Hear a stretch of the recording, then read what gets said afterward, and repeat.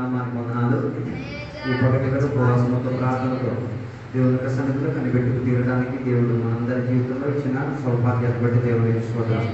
ఈ పవిత్ర దేవుని యొక్క వాక్య భాగంలో నుంచి మనం నేర్చుకుందాం. దేవుని యొక్క వాక్య భాగంలో నుంచి ఈరోజు నేర్చుకోవాలని ఆసక్తి పొందిన విషయము పాపానికి సంబంధించిన ఒక విషయం గురించి పవిత్ర దేవుని వాక్య భాగంలో నేర్చుకోవాలని చెప్పుకోవాలని నేను ఆశపడి తిరుగుతున్నాను. దేవుని యొక్క బిడ్డలకి పాపం గురించి అధిక అవగాహన ఉంది, కానీ పాపం గురించి ఉన్న ప్రత్యేక అవగాహన కొన్ని విషయాల్లో చెప్పి తీరడానికి దేవుని యొక్క సన్నిధిలో నేను ఆసక్తి చెంది తీరుతున్నాను. నేను చెప్పడానికి కోరే ఒక మాట ఏంటిదంటే, దేవుని యొక్క బిడ్డలుగా మనం జీవించి తీరినప్పుడు ఒకరిని విడిచిపెట్టి తీరడం, లేకపోతే ఒకరితో ఉన్న అనుబంధాన్ని తెగబుట్టి తీరడం వలన జరిగి వచ్చిన పాపాల గురించి బైబిల్ ఏం చెప్తున్నా దాని గురించి మనం చూద్దాం. యాకోబు పత్రిక 4వ అధ్యాయం 17వ వచనం మనం చదివి చూసినప్పుడు అక్కడ చూడగలిగిన ఒక మాట,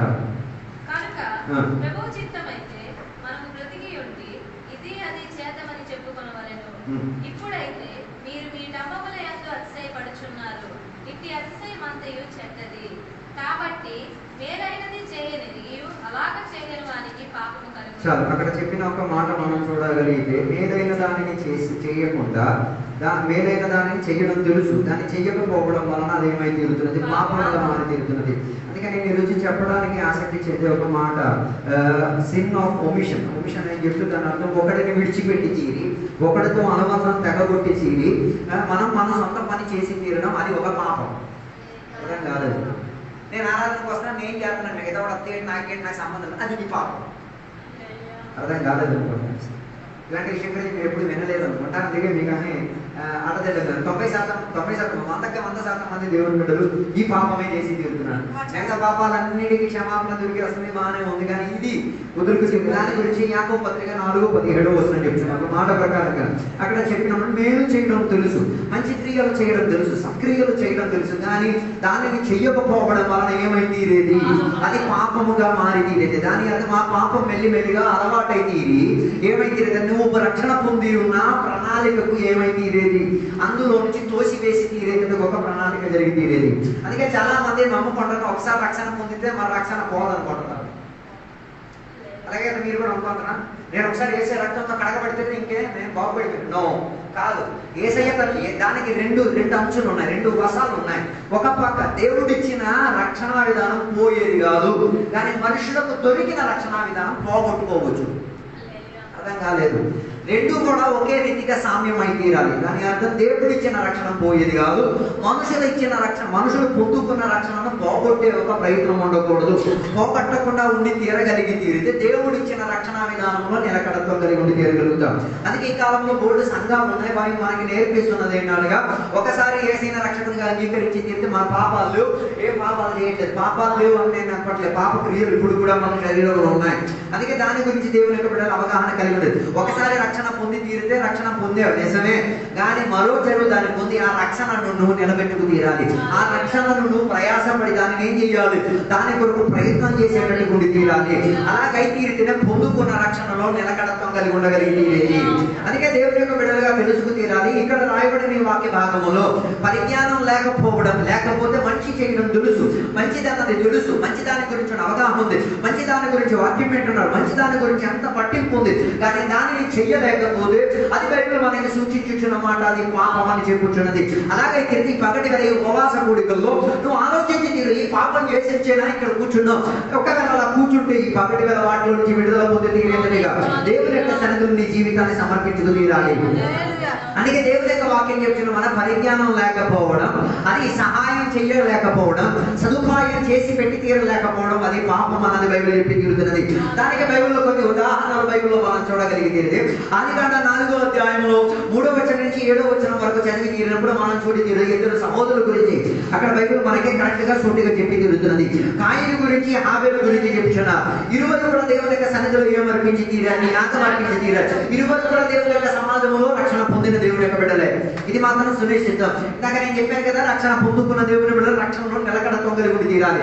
కాయిను హాబెలు ఇరువురు కూడా రక్షణ పొందిన వారే, ఇరువురు కూడా దేవుని యొక్క వాక్యం కలిగిన వారే, ఇరువురు కూడా ఆత్మిక సిద్ధాంతంలో జీవించిన వారు. కానీ ఆ ఇరువురిలో ఒక తేడా కలిగి తీరింది. ఒకటి మంచి క్రియ చేయాలని తెలుసు, ఆయన మంచి క్రియ చేసుకోవడానికి ప్రయత్నం చేసుకు తీరలేదు. ఇరువురు కూడా యాగం అర్పించుకు తీరారు. ఇరువురు యాగం అర్పించి అర్పించి తీరు. అందులో ఏవేలో యాగం దేవునికి ఏమై తీరింది, ప్రియంగా మారి తీరింది, నచ్చినట్టుగా మారి తీరింది. దాని అర్థం యాగం అర్పించేస్తే అందరికీ దేవుడు నచ్చేస్తాడు అన్నది కాదు. యాగం అర్పించి తీరితే ఇచ్చే వ్యక్తిని మొదటిగా దేవుడు పరిశీలించేది.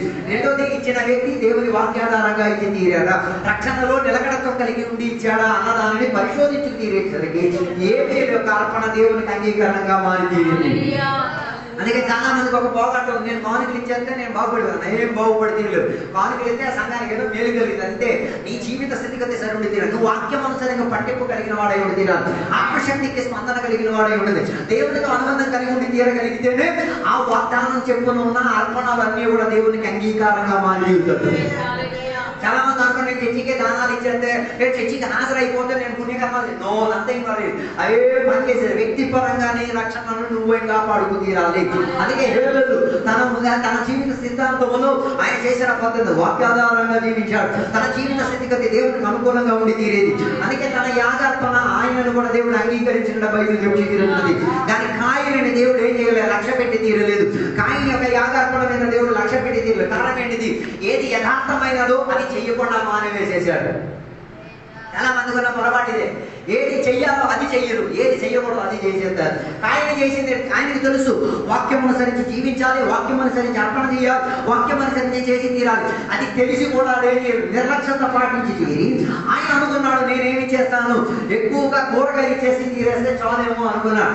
మీరు ఒకవేళ పరిశోధన కలిగి తీరితే 20 యాగం అర్పించుకున్నారు. ఒకడేమో లోడు లెక్కలు తెచ్చాడు, ఒకడేమో ఒక చిన్న పొట్టేలు మాత్రం తీసుకొచ్చాడు. ఆ పొట్టేలు కూడా ఎలాంటి తెచ్చాడు?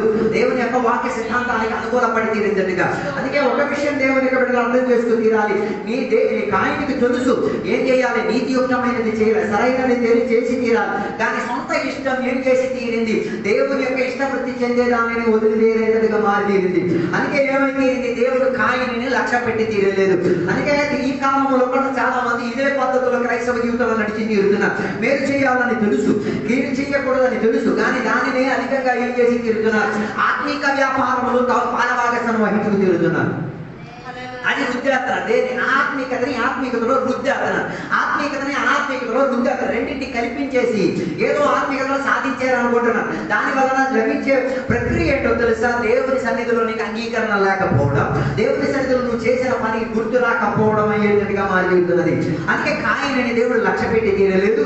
కాయని ఒక మంచితనాన్ని దేవుడు గుర్తు పెట్టించకుండా దేవుడు ఆయన దేవుని సన్నిధిలో నుంచి తోలివేసి తీరా.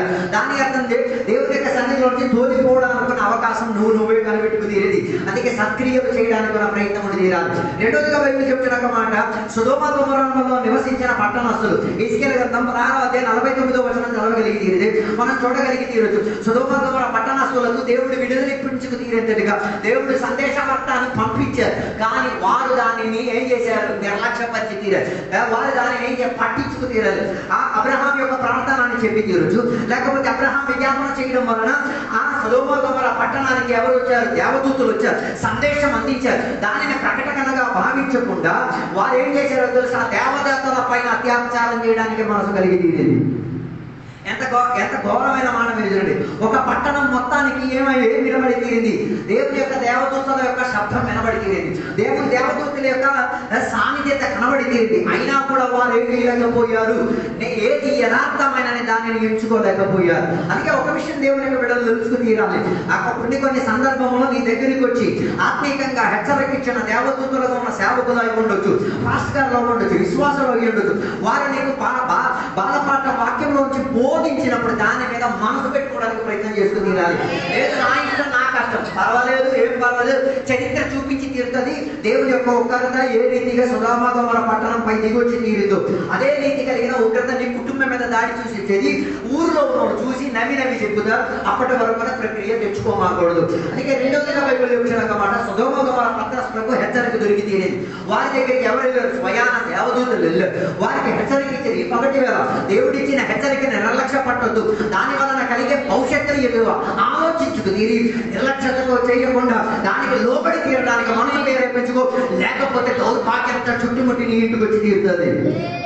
అందుకే నేను చెప్పి రావడానికి ఉన్న మాట, దేవదూతలు ఆ ఊరికి రావడానికి కారణం ఏంటిది? ఒకటి దేవుని యొక్క ఆదేశం ప్రకారం ఊరిని కాల్చడానికి, కానీ ఆ ఊరిని కాల్చే మధ్యలో కూడా ఒక మంచి కిరణం మధ్యలో మిగిలి ఉంది. ఏంటో తెలుసా? ఊరిలో ఉన్న ప్రజలను విడిపించుకు తినడానికి. అందుకే ఆ ఊరిలో నివాసి అయిన లోపు తన కుటుంబానికి మాత్రం కాదు, ఊరిలో ఉన్న అందరికీ ఆహ్వానం ఉండి తీరింది, కానీ అందరూ దాంట్లో ఆహ్వానవంతులు కాలేకపోయారు. అందుకే ఈ పగటి వేళ దయ దొరికింది కాబట్టి, కృప దొరికింది కాబట్టి నీకు కూడా ఎన్నిక దొరికి తీరింది. అలాగే తీరితే దేవుని యొక్క బిడ్డల నిర్లక్ష్యత చూపించడం కాదు. ఇది నాకు తెలుసులే, ఇది నేను బోర్డు విన్నానులే, ఇలాంటి మాటలు నేను బోర్డు నిర్లక్ష్య చూపిస్తే నీ భవిష్యత్తు చరిత్ర ఎలా ఉంటుందో, సొదొమ గొమొర్రా ఉన్న సాక్ష్యానికి తేడా కలిగేటట్టుగా మీ కుటుంబ చరిత్ర మారి తిరుగుతుంది. మూడోదిగా బైబిల్ చెప్తున్న మాట, మంచి క్రియలు చేయగలిగే మంచి సమయుడి గురించిన కథలు మనం చూడగలిగింది. అందులో లోకసువార్త 10వ అధ్యాయం 30 నుంచి 32వ వచనాల వరకు మనం చదివి తీరగలిగితే అక్కడ ఇరువురు, ఒకటి లేవీయుడు, ఇంకొకడు పురోహితుడు, ఇరువురు కూడా ఎక్కడి నుంచి బయలుదేరి తీరారు. వారు వేదన పొడి గాయపడిన మనిషి దగ్గర నుంచి బయలుదేరి తీరారు, కానీ వారి మనసు ఏం కాలేదు, ఆయన పట్ల ఏం కాలేదు, స్పందన కాలేకపోయింది. అర్థం కాలేదు అనుకోండి. ఈ కాలంలో కూడా మీరు ఒకే సంఘంలో ఉండి ఆరాధన చేస్తున్నారు, ఒకే సంఘంలో ఆత్మిక పానీయం చేస్తున్నారు, బలారాధన తినేస్తారు, కానీ సంఘంలో కూడా వేదన పడి ఉన్నాడు, గాయపడి ఉన్నాడు, ఆసుపత్రి పాలై ఉన్నాడు, రోగి ఉన్నాడు. ఆయన పరామర్శించాలన్న పరిజ్ఞానం నీకు రాలేకపోతే ఆ తోటకి వెళ్ళిన ఎవరు, సమీరికి ముందుగా వెళ్ళిన ఇరువురు ఎవరు, లేవీయుడు, పురోహితుడు, ఈ రోజు కూడా బతుకున్న చర్చిలో ఉన్నారు. ఆ ప్రార్థన చేస్తారు, ఉపవాసాలు చేస్తారు, అల్లెలు చెప్తున్నా, అన్ని చెప్తున్నా, అన్ని వాసాలు కూడా మాట్లాడతారు. ఈ రోజు కూడా పురోహితులు బతుకున్నాడు, ఈ రోజు కూడా పురోహితుల పని ఏమైనా జరుగుతున్నది, అది జరుగుతున్నది. అందుకే నేను చెప్పి రావడానికి వాళ్ళకి దేవుడు అవకాశం ఇచ్చి తీరారు. ఎందుకు? ఆ వేదన పొందిన మనిషికి ఏమి ఇచ్చి తీరడానికి, సౌకర్యం ఇచ్చి తీరేతగా విడుదలిచ్చి తీరడానికి. అందుకే దేవుని యొక్క విడుదల, మనం గాయపడిన వారికి కట్లు కట్టగలిగి తీరాలి. అలా కట్టలేకపోతే మన గాయం కట్టి తీరడానికి ఎవడు రాడు. అందుకే కదా కొందరు సాక్ష్యాలు చెప్పారు, నేను అందరి కోసం వ్యాపారం చేస్తాను, మీరు నా కోసం చేస్తారు. ఇదే వడ్డీ వ్యాపారమా? వీటి వాటి చేసుకోవడానికి అర్థం కాలేదు. దాని అర్థం ఆ ప్రార్థన చేసి నువ్వు చెయ్యవు అనమాట. ఆ అవతల ఉన్న విశ్వాసం ఎగిచి నేను ప్రార్థన చెయ్యట్లేదంటే మనం ప్రార్థన ఆపేస్తాం. అర్థం కాలేదు. కాబట్టి ఏదైనా మాట్లాడుతున్నాను దేవుడి బిడ్డలు ఏమిటి, నేను వాళ్ళ కోసం ప్రార్థన, మీరు అలాగే అవతల ఉన్న నీ కోసం ప్రార్థన చేసినా చేయకపోయినా మనం వారి కొరకు ఏం చేయాలి? ప్రార్థన చేసేవారికి ఆయన ప్రార్థన చేయట్లేదు, ఆయన నా విషయం పట్టించుకుంటున్నా, దాని గురించి మనకు పట్టింపు లేదు. అని నేను చెప్పి రావడానికి నా ఉద్దేశం ఇదే. మంచి చేయడానికి తెలుసు ఎవరికి, లేవీయులకి తెలుసు, పురోహితులకు తెలుసు, కానీ వారి బాధ్యత మీద ఏం మర్చిపోయి మంచితనం చేసి తీరడానికి మర్చిపోయి ఇలా వారు ఏం చేశారు తెలుసా? అర్థప్రాణతో ఉన్న మనిషిని అటాక్ చేయడానికి మొదలు దిగారు. దాని అర్థం నువ్వు మంచి చేయాల్సిన చోట్ల మంచి చెయ్యకపోతే దాని అర్థం నువ్వు ఆ మనిషిని అటాక్ చేస్తున్నావు, నువ్వు ఆ మనిషి యొక్క ప్రాణం మీద అధికారం చూపించి తిరుగుతున్నావు, నువ్వు ఆ వ్యక్తి పైన ఉన్న ఆత్మీక స్థితిగతులకు నువ్వే అడ్డగింపుగా మారి తిరుగుతున్నావు. అందుకే నీ జీవిత స్థితిగతుల్లో ఏం చేయాలి? వేదన పడిన వారిని పరామర్శించే ప్రయత్నం చేసుకుని తీరాలి. గాయపడిన వాడు రోడ్డు మీద కదా, ఆసుపత్రిలో ఉంటారు, సాక్ష్యాలు చెప్తా, అవన్నీ వినేటప్పుడు ఉట్టి విని వ్యాధం చేసేస్తున్నానని చెప్పేసి అలాగే దాన్ని పరామర్శించాలి. వారి కట్టగలిగి తీరాలి. ఆ సమృద్ధి చేసింది అంతే కదా, ఆయన ఏం చేశారు? తన వాహనంలో ఎక్కించి తీరాలి. నీ వాహనం గాయపడిన వాడిని ఎత్తేటట్టు కూడా, లేకపోతే వాహనం దేవుడికి చేస్తాడు. మరి మీరు శాపం ఏదైనా చెప్తారో ఏం చెప్తారో నాకు తెలియదు, నేను వాస్తవాలు చెప్తున్నాను. దేవుడు నీకు ఇచ్చిన వాహనం ఎవరి కొరకు? అది నీ కొరకు మాత్రం కాదు. గాయపడిన వారు మోయబడి తీరడానికి, గాయపడిన వారు ఎక్కడికి రావాలి? సత్రములకు రావాలి. దాని వల్ల నీకు ఇచ్చిన వాహనం ప్రజలను ఎక్కడి సంగమంలోకి తీసుకురావాలి. మనం అనుకున్నా నాకు అంటే నేను నా కులం మాత్రం ఉంటే చాలు, తర్వాత ఉన్న కాల తరగతి బట్టి కూడా దొరికి తెలియదు. అందుకే నేను చెప్పి రావాలనుకున్న ఉద్దేశం ఇదే. మంచి సమయుడు తన వాహనాన్ని ఉపయోగించాడు, తన డబ్బును ఉపయోగించాడు, తన బలాన్ని ఉపయోగించుకున్నాడు, తన ఆయన కోసం వాడుకున్న నూనెను ఉపయోగించాడు, తన కోసం వాడుకున్న సామగ్రి మొత్తం ఎవరి కొరకు వాడాడు? గాయపడిన వాడి కొరకు వాడాడు. దాని వాడికి తెలుసు ఇది మంచి క్రియ, ఇది నేను కాకపోతే ఈ కాలంలో దేవుని కూడా ఎన్ని వాక్యాలు వినాలి, కానీ ఇది మంచి క్రియలని తెలిసి కూడా చేయలేకపోతే దాని అంత మన లేబులు లాగే నువ్వు కూడా కొందరు ప్రాణం తీసి తీరుతున్నావు. ఈ పక్కన ఎందరి ప్రాణం తీసేసి ఇక్కడ కూర్చుంటున్నావు, ఎందరి ప్రార్థన ప్రాణాలు తీసేసి నువ్వు ఇక్కడ దేవుని సన్నిధిలో ఆరాధన ఒక్కసారి పరిశోధించుకో. ఈ రోజు వారి శబ్దం, వారి కేకలు, వారి రక్తం కేకాడుతున్నది. వారి పరామర్శకు ఈ రోజు నీ జీవితం ఏమైతే రాలి మార్పు చెందే విధానంగా మారి చేయాలి. నాలుగోదిగా బైబిల్ చెప్తున్న మాట లుకాసువార్త 16వ అధ్యాయం 19వ వచనం నుంచి 31వ వచనం వరకు మనం చదవగలిగితే అక్కడ ఒక ధనవంతుడి గురించి మనం చూడగలిగితేది. ఆ ధనవంతుడికి దేవుడు బోల్డ్ ధనం ఇచ్చి తీరాడు. కానీ ఆయన ఏం చేశాడు తెలుసా? తన ఇంటి వాకిట్లో పడున్న ఎవరికి వేద లాజరుకి ఏం చేయలేకపోయాడు, సదుపాయం సౌకర్యం చేయలేకపోయాడు. అప్పుడు మీరు అంటారు, అయ్యారు ఆయన సౌకర్యం చేసి పెట్టాడు కదా, ఆయన కన్నా మించిన సౌకర్యం ఈ కాలంలో విశ్వాసం కూడా చేయదు. ఆయన చేసిన సౌకర్యం ఏంటిది? తన ఇంటి గడప మీద ఒక కుష్టంతో పడిన ఒకరిని పడుకోవడానికి చోటిచ్చాడు. అర్థం కాదు. ఒకటి వాక్యాలు దేవుని మేడలు చెప్పేస్తారు. నేను ఇప్పుడు వరకు ఏ విశ్వాసి ఇంట్లో కుక్కలు చూశాను కానీ, కాళ్ళు చూశాను కానీ, ఒక రోగి తర్వాత పెద్ద పుణ్యకర్మలు. అరే బాబు, ఆడికన్నా మనం కింద స్టేజీలో ఉన్నాం. ఆడి తన ఇంటి గడపలో ఏం చేశాడు? ఒక రోగి దశలో ఉన్న ఒక మనిషికి ఏమి ఇచ్చాడు? అది పెద్ద విషయం కాదు. ఆ ఊర్లో ఉన్న సిద్ధాంతం కుష్ఠవ్యాధి చెందిన ఒక మనిషి కూడా ఎక్కడ రాకూడదు, ఊర్లోకి రాకూడదు. ఆడ ఎంత రిస్క్ తీసుకుని అంటే దానికి అర్థం ఈ మనిషికి అవతల ఉన్న నోళ్ళు ముగించి డబ్బు ఇచ్చేసుకుని ఈ మనిషిని కొనుక్కున్నాడు. ఈ కాలంలో 90% పుణ్యకర్మాలు, దాన ధర్మాలు, ఈ హాస్టల్ గీస్టల్ ఇవన్నీ ఈ బేరాలు. ఏ బేరాలు?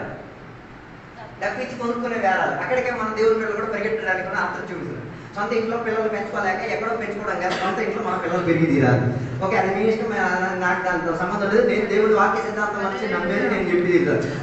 ఈ ధనవంతుడు కూడా ఏం చేసి తీరాడు? ఈ పేదడైన దరిద్రుడిని ఏం చేశాడు? కొనుక్కున్నాడు. డబ్బిచ్చి కొనుక్కొని ఇంట్లో పెట్టుకోవడానికి మనసు లేదు కానీ ఇంటి గడపలో పెట్టుకున్నాడు. కుక్కలతో కలిపి నేను ఏం చేసుకున్నాడు? ఇక్కడే ప్రేజ్లాడు చెప్పాలి. అయినప్పుడు ఆ లాజరు ఆ ఇంటి గవిని కాడ కూడా నిలవకు పడుకోవడానికి ఏం కలిగి తీరింది? మనసు కలిగింది. ఎంత గొప్ప క్రియలు చేయగలిగిన వాడు ఆడి ఇంట్లో తీసుకొచ్చి లేక దానికి ఒక గది కట్టించేసో ఆయన రోజు పరామర్శించినట్టు వైద్యుడిని పెట్టి తీరడానికి కూడా స్తోమత లేక ఉంది. అయినా తెలుసు అది చెయ్యాలి, ఇది చేస్తే బాగుపడతాడు, ఇది బాగుపడితే జీవితాంతం నా బానిస పని చేసేవాడుగా మారి తీరుతాడు, నా దేవునికి సహదాసుడుగా మారి తీరుతాడు అని తెలుసు. అయినా ఏం చేయరు. ఈ కాలంలో ఉన్న ధనవంతులు చేయరు. దేవుని బిడ్డలు చెప్పిన ధనవంతులు చేయరు. కారణం ఏంటి? ఇది అక్కర్లేదు, ఇది ఆ ధనవంతుడు కొని. ఆ ధనవంతుడు సావలేదు. ఈ రోజు కూడా ధనవంతులు ఊరిలో తిరుగుతున్నారు. దేవుని బిడ్డలు అన్న పేరుతో తిరుగుతున్నారు. అక్కడి నుంచి దాటుకు తీరడానికి ఏం చేయాలి? పరోపకారంతో ఉన్న సహాయం చేయించేటటువంటి తీరాలి. నీకున్న పలుకుబడి, నీకున్న అధికారం, నీకున్న బలం ఇతరులకు దేవుని దగ్గరికి తెచ్చుకోగలిగితే దాని భాగ్యం కలిగిన మాట ఏంటి తెలుసా? అన్ని సౌకర్యాలు పొందిన లాజరు మరణించిన గడియలో ఎక్కడికి వెళ్ళగలిగి? పరలోకానికి చేరగలిగి. అర్థం కాలేదు అనుకుంటా. ఈ పగటి వేళ నేను నీకు అడిగేది, నీ మూలంగా, నీ పరిచర్య మూలంగా, నీ చేతి సహాయం మూలంగా ఎందరో పరలోక గమని ఎక్కిందో ఈ పగటి వేళ ఒక్కసారి పరిశోధించండి.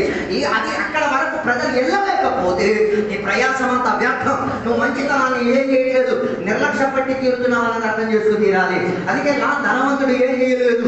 సక్రియలు చేయడానికి ఆతృత చూపించి తీరలేదు, మంచి పనులు చేసి తీరడానికి ఆతృత. 6వ బైబిల్ యోనా గ్రంథం 1వ అధ్యాయం 1 నుంచి 3వ వచనం వరకు చదివినప్పుడు దేవుడు ఆయనకి చెప్పాను, నినవే పట్టణానికి వెళ్ళి ఏం చేసి వాక్య సందేశం. ఈరోజు నేను ఎక్కడ కూర్చున్నాను యానాలకు అడుగుతాను, నీకు దేవుడు ఎక్కడికి వెళ్ళి వాక్యం చెప్పడానికి చెప్పారు? అర్థం కాదు. అంటే దాని అర్థం మీతో దేవుడు చెప్పలేదు. దాని అర్థం మీతో దేవుడు చెప్పలేదంటే నువ్వు ఆ మాట వినలేదని అర్థం. బైబిల్ చెప్పిన ఒక మాట, లోకం అంతటికి వెళ్ళి ఏం చేసి సువార్త చెప్పమని సందేశం చెప్పారు. ఈనాడు కూడా కొన్ని యోనాలు ఉన్నారు. నినవేకి వెళ్ళమని చెప్తే వాళ్ళు ఎక్కడికి బయలుదేరుతారు? తర్షీసుకు బయలుదేరి. ఈ కాలంలో కూడా కొన్ని క్రైస్తవులు ఉన్నారు. వాళ్ళకి కూడా దేవుడు చెప్పారు, లోకం అంతటికి వెళ్ళరు, ఊరు నుంచి దాటరు, ఇంటి నుంచి దాటరు, పిల్లల నుంచి దాటరు, పర్వాలేదు, దాటించడానికి ఉన్న శాప రెడీగా ఉంది. నేను ఏదో రోజు ఏం చేసి తీరుతాను, నేను ఏ రూట్కి వెళ్ళి నా రూట్ నుంచి, వంకర రూట్ నుంచి కన్నడ రూట్కి తీసుకొచ్చే ప్రయత్నం ఆయన చేయగలిగింది. అందుకే యోనా గురించి చెప్తున్నా కాబట్టి ఆయన దేవుని యొక్క మాటనే ఏం చేసుకుని తీరాడు? నిర్లక్ష్య పరిచయం. దానికి తెలుసు, నేను అక్కడికి వెళ్ళి సువార్త చెప్తే ఆ పట్టణస్తులు వెళ్ళిపోయాడు. నువ్వు సువార్త చెప్తే మనుషులు మారుతారు, నువ్వు ప్రార్థన చేసే జనులు విడుదల పొంది తీరుతారు, నువ్వు వారి కొరకు విజ్ఞాపన చేసే జనుల జీవితం బాగుపడి తీరుతారు. ఇది తెలుసు. తెలిసి కూడా నువ్వు పారిపోతే యోనా ఇప్పుడు కూడా బతుకున్నాడు. ఆ యోనా నువ్వో కాదు, నువ్వే దేవుని కొట్టి తీరు. 7వ బైబిల్ చెప్పిన మాట మత్తయి సువార్త 26వ అధ్యాయం 40-41 వచనాలు చదివినప్పుడు యేసయ్యతో కలిసి ఉండి యేసయ్యతో 3.5 సంవత్సరాలు ప్రయాణం చేసి యేసయ్యతో ఒక సేవా పరిచర్యలో పాలభాగస్తుడై ఉండి తీరి యేసయ్య ఒక్క మాట అడిగారు శిష్యులకి, ఏమని? నాతో కలిసి కాసేపు ప్రార్థన చేయమని. ఇది మాత్రం ఈ కాలంలో ఉన్న విశ్వాసం కూడా అలవాటు చేసుకున్నారు. శిష్యులు శిష్యులు ఏం చేసి తీరారు తెలుసా? యేసయ్యతో కాసేపు ఉండి అలా ఉండి కాసేపటికి ఏం చేసుకున్నారు? నిద్రపోయారు. ఓ లార్డ్, యేసయ్య ఒకరికి ప్రార్థనకి పిలిపించి యేసయ్య ఒకరికి ప్రార్థన విషయం అప్పచెప్పేసి ఆసేపు నాతో కొంచెం ప్రార్థన చేయమని చెప్పినా కూడా ఎవరు లేరు. ప్రార్థనతో సపోర్ట్ చేసే జనం లేదు. ఆల్రెడీ చెప్పలేరు కూడా అమ్మా. దాని అర్థం ఈ కాలంలో ఏ విషయాలకి ప్రజలకు ఇష్టం లేదు, ఆత్మిక విషయాల్లో ప్రజలకు ఇంట్రెస్ట్ లేదు. ఇదే ఇక్కడ ఒక విందు భోజనం మేక డ్యాన్స్ గీస్తూ ఉన్నారు, పొద్దున్న జనం నిండిపోయి వచ్చేస్తారు. అర్థం కాదు. అదే ప్రాంతంలో కూర్చుందాం, కాసేపు దేవునికి స్తోత్రం చెప్తాం, కాసేపు దేవుని సన్నిధిలో గడిపితే యేసయ్య చెప్పిన ఉడంబడికది అది మనం చెయ్యలేకపోతే అది మంచి క్రియది. దాని వలన ఏమై తీరేది? ఆ రోజు శిష్యులు ప్రార్థన చేయకపోవడం వలన, ఆ రోజు శిష్యులు నిద్రపోవడం వలన ఏమై తీరేది? మొత్తం ఆత్మిక సమాజం నిద్రలోకి వెళ్ళిపోయింది. అర్థం కాలేదు. నువ్వు ఆత్మీయతలో పడిపోతే, నువ్వు ఆత్మీయతలో నిద్రపోతే, నీ ఆత్మీయ స్థితిగతి సరైన రీతిగా లేకపోతే ఆలోచించుకొని నువ్వు వెళ్ళిన సంఘం కూడా నీ మూలంగా ఏమైతే నాశనానికి వెళ్ళి తీరుతుంది. సంఘం బాగలేదు, సంఘం నువ్వు బాగలేదు, అందుకే సంఘం బాగలేదు. నువ్వు బాగుంటే సంఘం ఎప్పుడో బాగుంది. ఒక్క బైబిల్ చెప్తున్న ఒక మాట, కాస్త పులుపు పిండి అందరినీ ఏం చేసి తీరుతుంది. మరి ఆ పొల పులుపు నువ్వా కాదా నువ్వే కొట్టుకొని చెప్పి రావడానికి ఉద్దేశం. యేసయ్య పిలిచినా కూడా యేసయ్యతో కలిసి ఏం చేయలేకపోయారు? ప్రార్థనలో పాలు పంచుకోలేకపోయారు. ఇన్ని ఉదాహరణలు నేను చెప్పినప్పుడు ఈ ఉదాహరణలన్నింటిలో కూడా ప్రాధాన్యత చెందిన ఒకే ఒక విషయం ఏంటో, వారికి తెలుసు మంచి చేయాలి, కానీ వారు మంచిని ఏం చేయలే, ఆస్వాదించి తీరడానికి, ఉపయోగించి తీరడానికి అవకాశం ఉపయోగించి తీరాలి. ఈ పక్కటి వేళ నేను చెప్పుచున్నమాట, నీకు మంచి చేయడానికి అవకాశం దొరికిన వెను తీరకూడదు, మంచి చేయడానికి ప్రయత్నం చేసుకునే ప్రయత్నంలో తీరాలి. అందుకే దాని వలన వచ్చే ఆఫ్టర్ ఎఫెక్ట్ నీ రక్షణ భవిష్యత్తును పాడు చేయగలిగి తీరేది, నీ కుటుంబ స్థితిగతులను నాశనంలోకి నడిపించుకోగలిగి తీరేది. అందుకే దాని కొరకు దేవుని యొక్క బిడ్డలు తయారై తీరాలి. రెండోదిగా బైబిల్ చెప్తున్నమాట, పేదలను, ఆకలితో ఉన్న పేదలు, అదే రీతిగా దీనదశలో ఉన్న దరిద్రులను పట్టించుకోలేకపోవడం ఏమై తీరేది? అనేక మంది జీవితానికి నాశనం తీసుకొచ్చేది. సామెతల గ్రంథం 21వ అధ్యాయం 13వ వచనం చెప్పిన మాట చదివితే అక్కడ చెప్పుచున్న మాట, పేదలు కన్నీరు కాచి ఏడ్చినది చూచినా కూడా కొందరు పట్టించుకోకుండా పరిగెట్టి ఏం చేశారు? దాటికి వెళ్ళిపోయారు. అలా దాటికి వెళ్ళిపోయిన వారికి దేవుడు హెచ్చరికించి చెప్పిన మాట, నువ్వు కూడా ఏడుస్తావు కదా, ఆ టైంలో దేవుడు కూడా నీ ఆ మాటను ఆలకించక దేవుడు. అర్థం కాలేదు. అందుకే కదా కొందరు ఎంత ఆలకించిన దేవుడు అసలు పట్టించుకోవట్లేదు. కారణం ఏంటో తెలుసా? ఎవరో పేదలకు నువ్వు ఏం చేయలేదు, కనికరం చూపించలేదు, దయచేసి చూపించలేదు. అందుకే బైబిల్ చెప్తున్న పేదలను, దరిద్రులను, అదే అనాథులను కనికరించే దేవుడు మన దేవుడు. ఆయన కనికరం చూపించగలిగింది. మనం కూడా వారి పట్ల ఏం చేయాలి? కనికరం చూపించేటటువంటి తీరాలి. అందుకే బైబిల్ గ్రంథంలో ఒక విధవరాలు గురించి చెప్తున్నది. ఆ విధవరాలకి న్యాయం కావాలని చెప్పి, ఆ న్యాయం కావాలన్న రీతిగా ఎవరి దగ్గరికి బయలుదేరి? న్యాయ అధ్యక్షుడి దగ్గరికి బయలుదేరి మాటకి వెళ్ళిన ఆయన ఏం చేయలేదు, ఆ పనిని చేసి తీరలేదు. ఆ చివరికి ఆ మనిషి ఆలోచించుకున్నాడు, ఈ అమ్మ ఏమమ్మా నన్ను ఎలా విసిగించేస్తుంది, నేను ఆమె పని నేనేం చేసి తీరుతానని నిబంధన తీసుకుంటున్నాను. అక్కడ చెప్పిన భావార్థం ప్రార్థన విషయం గురించి సందేశం బోధించినట్టుగా మనకే చెప్పుచున్నది. మన ప్రార్థన కూడా ఎలాగే ఉండేది, జవాబు దొరికి తీరేంతటిగా మనకు దేవుడు ఉత్తరం ఇచ్చి తీరేంతటిగా మనం ఏం చేయాలి? మన దేవుని సన్నిధిలో పెరుగులాడి తీరాలి, ప్రార్థన చేయగలి. ఎందుకు మన ప్రార్థనలకు జవాబు రావట్లేదు? దాని అర్థం ఏదో విధవరాలు ఏడుతున్నా ఆమె కన్నీరు తుడవకుండా ఆమె కన్నీరు తాగేసి కూర్చున్నాం. అర్థం కాలేదు. మరి ఏ విధంగా ఏడ్పించో నువ్వు వెతుకులో నీకు ఆత్మబలం ఉంది, నీకు తెలుసు దేవుని వాక్యం గురించి, అది నువ్వే చేసుకోవాలి. నాకు దాంతో సంబంధం లేదు. దేవుడు నీ ఆశీర్వాదం కొరకు, నీ ఆత్మీయ క్షేమాభివృద్ధి కొరకు, నీ ప్రార్థనకున్న జవాబు కొరకు, పేదల ఆకలితో ఉన్నదాన్ని చూసి పట్టించుకోలేకపోయినా, పేదల ఆకలితో పరామర్శించిన నీ ప్రార్థనకు ఏమైతే అభ్యంతరంగా మారి తీరుతుంది. అందుకే చాలా మంది ప్రార్థనకు ఏమైతే అది అభ్యంతరంగా మారింది, వారి ప్రార్థనకు జవాబు దొరకట్లేదు. కారణం తెలుసా? ఎందరో పేదలు ఏడిచి తీరుతున్నారు, ఎందరో దుఃఖగ్రస్తులయ్యి అనాదిగా బాధపడిన దానిని పట్టించుకోలేకపోయారు. అందుకే సంఘాల్లో ఇలాంటి ప్రక్రియ లేదు. పేదలు దరిద్రులు ఉన్నారు, వారిని పరామర్శించాలి, వారిని సహాయం చేయాలన్న ఆసక్తి ఉండదు సంఘాలు ఈ కాలంలో ఉన్న సంఘాలు. అందుకే ఏం లేదు, సంఘంలో ఉన్న పేదలకు చేతులు ఉన్నాయా, సంఘంలో ఉన్న పేదలకు ఏమైనా ఉన్నాయా లేవా అని చెప్పి తీరేంతట్టుకున్న ఆతులు. మన సంఘంలో జరిగిన ఒక మాట, ఒక్కసారి ఒక అమ్మ కానుకలు ఇవ్వడానికి డబ్బులు లేదని చెప్పి ఒక పేపర్లో ఏం చేసింది, కానుక అయ్యా ఈ వారం కానుక లేదయ్యా అని చెప్పి ఆ పేపర్ వేసారు. నేను అది ఇంటికి వెళ్ళి తీసేది. నాకు ఆ రాత కనబడినప్పుడు నాకు అర్థమైంది, మంచిగా అర్థమైంది. నేను అన్నాను, అమ్మ నీకు లేకపోతే ఏమైంది, నువ్వు ఎందుకు అలా బాధపడి? లేదు అందరూ వేసాను, నేను ఏమీ లేదు కదా అట్లా బాధపడతాను. నువ్వు అందరూ వేస్తున్నావు అన్న విషయం విషయం కాదు. దేవుడు నిన్న లక్ష్య పెట్టారా లేదా అన్నది విషయం. అర్థం కాదు. మన సంఘంలో జరిగిన ఒక విషయమే. ఆ అమ్మని ఏం చేసాం, లేవనెత్తి తీరు కారణం ఏంటో తెలుసా? ఆమెకి చేతిలో డబ్బులు లేదు. డబ్బులు కాదు మ్యాటర్. మనకు డబ్బులు ఉంటే కాదు ఆరాధన, డబ్బులు ఉంటే కాదు అది విషయం కాదు. మనం ఒకరొకరికి ఏం చేసేటువంటి, సహాయం చేసేటువంటి. ఆ ఒకే కూడికలో కలిసి వెళ్తారు. పక్కన ఉన్న విశ్వాస చేతులు డబ్బులు ఉండకపోవచ్చు, వీడు కాడికి వేసేస్తారు, పక్కన ఉన్నాడు ఏం అభిషేకం నాకు అర్థం కాదు. పక్కన ఉన్న విశ్వాసకి ఒరే డబ్బులు ఉన్నాయి అకౌంట్లో అడగదు. లేదా అంటే ఆ పని మూసేది ఏమాత్మీకతో దాని అర్థం ఆడి కన్నీరు గార్చాడు అనుకో అక్కడ, అయ్యో వీడు నాకు ఒక్క మాట కూడా అడగలేదే, నీ ప్రార్థనకు జవాబు దొరకదు. అర్థం కాదు. మరి అందరూ కన్నీరు అలా కాల్చేసి కూర్చున్నారో నాకు తెలియదు. మీరు మీరే దేవుని దగ్గర కూర్చోండి, ఉపవాసం చేసి మీరు దేవుడికి అడగండి. మత్తయి సువార్త 25వ అధ్యాయం 42వ వచనం నుంచి కిందకి చదవగలిగితే, ఇశ్రాయేలీయుల కొరకు దేవుడు విడుదలిచ్చిన ప్రణాళిక ప్రకారంలో దేవుడు ఇచ్చిన మహిమగల సింహాసనం ఉంచిన ఆ ప్రక్రియలో, ఆ కాల తరగతిలో దేవునికి ఎరగని, దేవునితో ఉన్న సంబంధం లేని కొందరు ఎవరికి సక్రియం చేసి తీరుతారు. ఇశ్రాయేల్ ప్రజలకి సక్రియ చేసి తీరుతారు. అదే అక్కడ రాయబడి ఉంది. అక్కడ చెప్పిన నేను పేదలుగా ఉన్నప్పుడు మీరు నాకు అన్నం పెట్టారు, నేను ఆకలి దశలో ఉన్నప్పుడు మీరు నాకు ఆహారం పెట్టారు, నేను బందీగా ఉన్నప్పుడు నువ్వు నాకు విడుదలిచ్చి తీరారు. అలాంటి యొక్క ప్రక్రియ ఎవరు చేయాల్సింది? దేవుని బిడ్డలు చేయాల్సింది. కానీ ఆ కాల తరగతిలో దేవుని బిడ్డలు లేదు కాబట్టి అన్యుడుగా ఉన్న, దుష్టులుగా ఉన్న జనులు ఏం చేసి తీరారు? సక్రియ చేసేసి ఇశ్రాయేలీయులకు మేలు కల్పించినట్టుగా బైబిల్ అక్కడ బోధించి తీరుతున్నది. దాని అర్థం ఈ కాలంలో దేవుని బిడ్డలు చేయాల్సిన దానికన్నా అధికంగా ఎవరు సక్రియలు చేస్తున్నారు? అన్యులు చేసి తీరుతున్నారు. వాళ్ళ దగ్గర నుంచి మనం బుద్ధి నేర్చుకు తీరాలి. అర్థం కాదు. ఎవరి దగ్గర నుంచి? దేవుని బిడ్డలు చేయాలి. పేదలకు ఎవరు కనికరం చూపించాలి? దేవుని బిడ్డలు చేయాలి. ఏడిచిన జనాంగానికి ఎవరు ఓదార్చి తీరాలి? దేవుని బిడ్డలు చేయాలి. మనం చేయలేకపోతే వాళ్ళ దానిని ఏం చేసి తీరుతారు? దానిని అలవాటుగా మార్చుకుంటారు. అందుకే నేను చెప్పి రావాలనుకున్న ఉద్దేశం, దేవుని బిడ్డలారా మనం ఇతరుల పేదల కన్నీరును చూసుకునే కాదు బాగా ఉంది. అందుకే కదా నాయన నా పట్టణములు పేదలతో కన్నీరుతో ఒక అమ్మ పరిగెట్టి వచ్చినే చూచిన దానిని చూసేటప్పుడు ఏసయ్య వచ్చింది, దయ వచ్చింది, కనికరం వచ్చింది. మరి ఇది చదివిన దేవుని బిడ్డలకు ఎందుకు రావట్లేదు? మన బైబిల్ కాదు, ఇంకేదో మాంత్రిక పుస్తకాలు చదువుతామేమో, అందుకే వాళ్ళకి ఇది ఎక్కట్లేదని నేను అనుకుంటున్నాను. హల్లెలూయా. దాని అర్థం ఆ పేదవరాలకి కలిగిన వేదన దశను దేవుడు ఏం చేశారు? పుట్టిన ఆ పట్టణంలో ఒక్కడ లేదు, శిష్యుల బృందంలో ఒక్కడ లేదు. ఆ తల్లి యొక్క ఏడుపును ఏం చేయగలిగి తీరేది? దయతో ఆపగలిగి తీరేది. కానీ యేసయ్య ఏం చేసి తీరారు? ఆమె యొక్క ఏడుపును దేవుడు దాటుకెళ్ళి తీరాలి. వర్తమైన గుడ్డివాడు కేకేసి దేవుని యేసయ్య దాటుకు వెళ్తున్నాడు. ఈ కేకడు ఈడు ఆపడలే.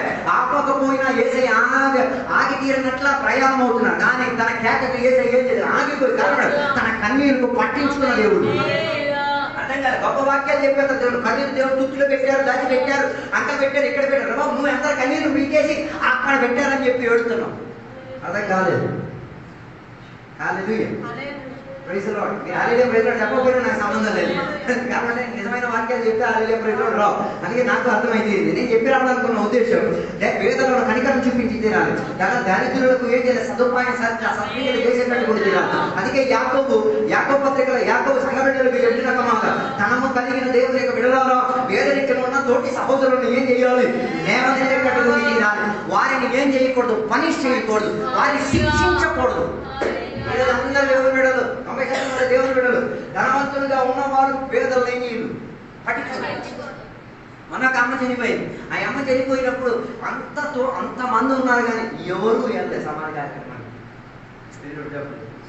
ఇంకా దేవుని బిడ్డలే ఒకే సంఘమే. సుమారు సంఘం ఉన్న ఆత్మలు ఎంత ఉంది తెలుసా? ఒక 7,800 సంఘ బిడ్డలు ఉన్నారు. కానీ సమాజ కార్యక్రమం వచ్చింది 7. ప్రజలు చెప్పలేదు కాదు. సమాజ కార్యక్రమం ఎన్ని గంటలకు అయింది? రాత్రి 7:30, 8కి అయింది. చివరికి ఒక 7-8 మంది. మరి అక్కడ దేవుడు దయచేసి కృప చేసో తెలియదు. కొంతమంది అన్యులు వచ్చి కొన్ని దేవుడు పెట్టి అయితే ఎవరో అయితే మనం చేసేది ఆవులు వచ్చి దాంట్లో ఏం చేశారు? పాలభాగస్థానం వహించి తీరారు. దాని అర్థం మనం కొందరి మీద అత్యాచారం చూపించి తీరు. కొందరు కన్నీరు తొడవకుండా వారి కన్నీరు పీల్చి తాగెక్కడో కదా మనం వారి మీద ఉన్న శిక్షాపతి మనం కోరుడు తెచ్చి తీరుతున్నాం. అందుకే యాకోబు చెప్తున్న ఒక మాట, నీ సంఘం లోపల ఉన్న వేదలు కానీ నీ సమాజం లోపల ఉన్న దరిద్రులు వారి కన్నీరు తుడిచేటట్టు తుడి తీరాలి. దానికి మంచి ఉదాహరణ మంచి సమీరుడు ఏం చేశాడు? ఆ వేదన పడిన వాడి కన్నీరు తుడిచేసి ఆడికి కన్నీరు అంటే ఏంటో తెలియలేనట్టుగా మార్చింది.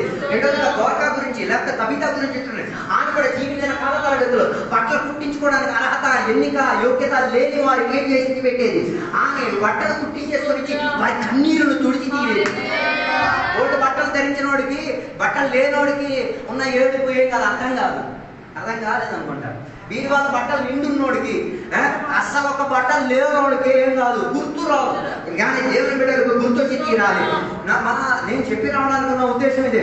మన ఇళ్ళలో కొన్నిసార్లు కొందరు వస్తూ ఉంటారు, కొన్నిసార్లు చెప్పులు లేకపోతే ఉన్న చెప్పులు ఇచ్చేసి పంపించేస్తాం, ఉన్న బట్టలు ఇచ్చి పంపిస్తాం. కానీ అది ఇవ్వడానికి కారణం ఏంటి? వారి పడే వేదనను అర్థం చేసుకోగలి. అందుకే ఈ కాలంలో కవితలా మనం మారి తీరాలి. ఒకరి కన్నీరుని ఏం చేయాలి? బట్టల కోసం ఏడు చేసి వారి బట్టల కొరకు మనం కన్నీరు ఏం చేసుకోగలిగి తీరాలి.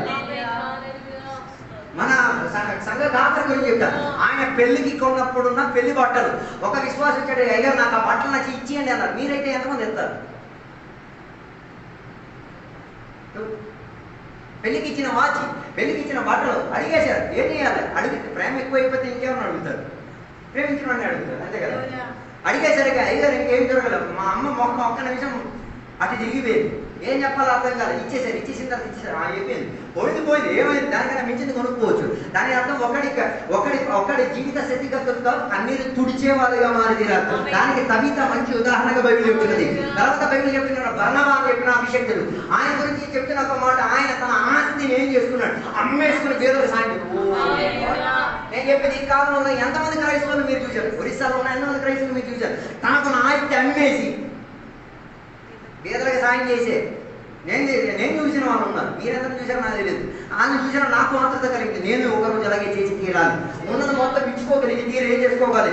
కొందరి జీవిత స్థితిగతులను నిలబెట్టుకోగలిగితే ప్రార్థన మాత్రం ఘోరంగా చేస్తారు. దేవో వాడికి ఇల్లు ఇచ్చేసేయండి, మార్పు ఇచ్చేసేయండి. ఏంటిగా పనికిరాని ప్రార్థన. మనం చేయాల్సింది ఏంటి? సహాయం చేయాలి. నేను ఒక సంఘానికి వెళ్ళాను. నా సంఘంలో ఉన్న విశ్వాసులు ఒక 300 మంది ఉన్నారు. ఒక 2 విశ్వాసులు ఉన్నారు. వారికి ఏం ఇల్లు లేదు. ఆ 300 విశ్వాసులు అందరికీ కలిపి ఉన్న పొలం ఎంత ఉందో లెక్కెట్టేసి దాంట్లో 10వ వంతు కాదు, 1 వంతు తీస్తే 1% తీస్తే ఆ విశ్వాసికి కాదు, 4 విశ్వాసులు ఇల్లు కట్టడానికి పరిస్థితి కాదు. కానీ అలా బర్నబా గురించి బోల్డ్ వాక్యాలు వింటాం, కానీ బర్నబా లాగా ఏం లేదు. సహాయం చేసే తత్వం లేకుండా చాలా మంది ఈ కాలంలో. 4వదిగా అపోస్తలుల 2వ అధ్యాయంలో చూడగలిగిన బర్నబా మాత్రం కాదు, సంఘ బిడ్డలు కూడా ఒకరొకరిని ఏం చేసేవారు? సహాయపడేటట్టు ఉండేవారు. పేదలకు దరిద్రులకు ఏం చేశారు? వారి కన్నీరు తుడిచేవారిగా ఉండేది. కేవలం ప్రార్థన చేసేసి వారికి విడుదల ఇచ్చుకోవడం కాదు, స్వస్థతలు ఇచ్చుకోవడం కాదు, వారి దురాత్మను వెళ్ళగొట్టడం, వారికి ఆర్థికంగా కూడా సహాయం చేయాలి. అది మనం చేయలేకపోతే ఇంకెవడో చేస్తాడు? ఏ దేవుడు వచ్చి చేస్తాడు? ఏ దేవుడు మనమే చేసుకు తీరాలి. అందుకే నేను చెప్పి రావడానికి ఉద్దేశం. 2వదిగా పేదల యొక్క కన్నీరు తుడిచేవారిగా ఉండేది. ఆకలితో ఉన్న వ్యక్తి యొక్క ఆకలిని ఏం చేసుకుంటాడు? తీర్చేటట్టు మన దేవుడి బిడ్డలుగా మారితే. అలా చేయలేకపోతే నువ్వు పాపం చేసి తీరుతున్నావు. ఆ పాపం నేను వెంటాడి నీ పిల్లల జీవితాన్ని నాశనం చేసుకోగలిగి తీరుతుంది. 3వదిగా బైబిల్ చెప్తున్న మాట, ఒకటి పాపం చేస్తున్నాడు అన్నది చూసి కూడా మౌనం పాటించే దానిని పాపం అని గుర్తించింది. యేషయా గ్రంథం 3వ అధ్యాయం 18వ వచనం చదవగలిగి తీరినప్పుడు ఒక మనిషి దుష్టత్వం చేసి పాపం చేసి జీవించిన దానిని చూచి నువ్వు దాని గురించి మౌనం పాటించావు అనుకో, దాని అర్థం వాడు గాని సస్తే వాడి రక్తపు అంటూ నీ చేతి మీదకి వస్తుంది. అర్థం కాలేదు. ఒకటి పాపం చేస్తున్నాడు తెలుసు, మనం అందరూ ఏం చేస్తాం? సైలెంట్గా ఉండిపోతే ఆడు చచ్చిపోయాడు అనుకో, పర్వతానికి వెళ్తే ఆ రక్తం నీ వ్యతిరేకంగా ఏం చేస్తారు? కేసు వేస్తారు. ఉన్నారు మీ మీద ఎన్ని కేసులు ఉన్నాయి? మీ మీద విధించారు. ఉన్నారో లేదో నాకు తెలియట్లేదు. అందుకే బైబిల్ చెప్తున్న మాట, ఎవరి అకౌంట్స్ మన మీదకి రాకూడదు, ఎవరి కేసు మన మీదకి రాకూడదు. అందుకే కైని గురించి చెప్తున్న మాట, ఏబేలు యొక్క రక్తం ఏం చేస్తుంది? న్యాయం కేకేస్తాను. ఏబేలు నాకు న్యాయమేదే, నన్ను ఎందుకు న్యాయం చేసలేదు, నాకు న్యాయం కావాలని కేకేస్తాను. ఈ పగటి వేళ ఆత్మ ప్రేరేపణ ఉంటే, ఆత్మ ప్రేరేపణ నీ హృదయం తాకితే అలాంటి కేకలు వినదాన్ని పరిహారపరచుకోవడానికి ప్రయత్నం చేస్తుంది. లేకపోతే దేవుడు నీ జీవితానికి మేలు కల్పించగలరు. అందుకే పగటి వేళ ఆలోచించు. ఈ ఉపవాస ప్రార్థన కొడుకులు ఎందుకు దేవుడు ఈ మాటలు చెప్పి చూస్తున్నా? ఇక్కడ నువ్వు పరిష్కారం చెందలేకపోతే నీ ఆత్మిక జీవితం ఎంత ఘోరమై తీరుతుందో ఈ పగటి వేళ ఒకసారి పరిశోధన కలిగేటట్టు కూడా తీరాలి. అందుకే క్రైస్తవ్యం ఎప్పుడు ఒప్పట్లేదు. ఒకటి పాపం చేస్తే మనం మౌనం పాటించలేము. మౌనం పాటిస్తే ఆడికి వచ్చిన దానికన్నా డబుల్ నీ మీదకి వస్తుంది. లేకపోతే బాప్తిస్మ యోహాను మీరు చూడండి, ఆడికి ఏం తలనొప్పి, ఆడు ఎక్కడుంటున్నాడు? అడవిల్లో ఎక్కడుంటున్నాడు? ఆయన ఉండేది ఎక్కడో తెలుసా? అరణ్యాల్లో ఉండి అక్కడుండి దేవుని గురించి దేవుని యొక్క పరిచయం ప్రకటించిన సందేశవక్త ఆయన అక్కడుండి.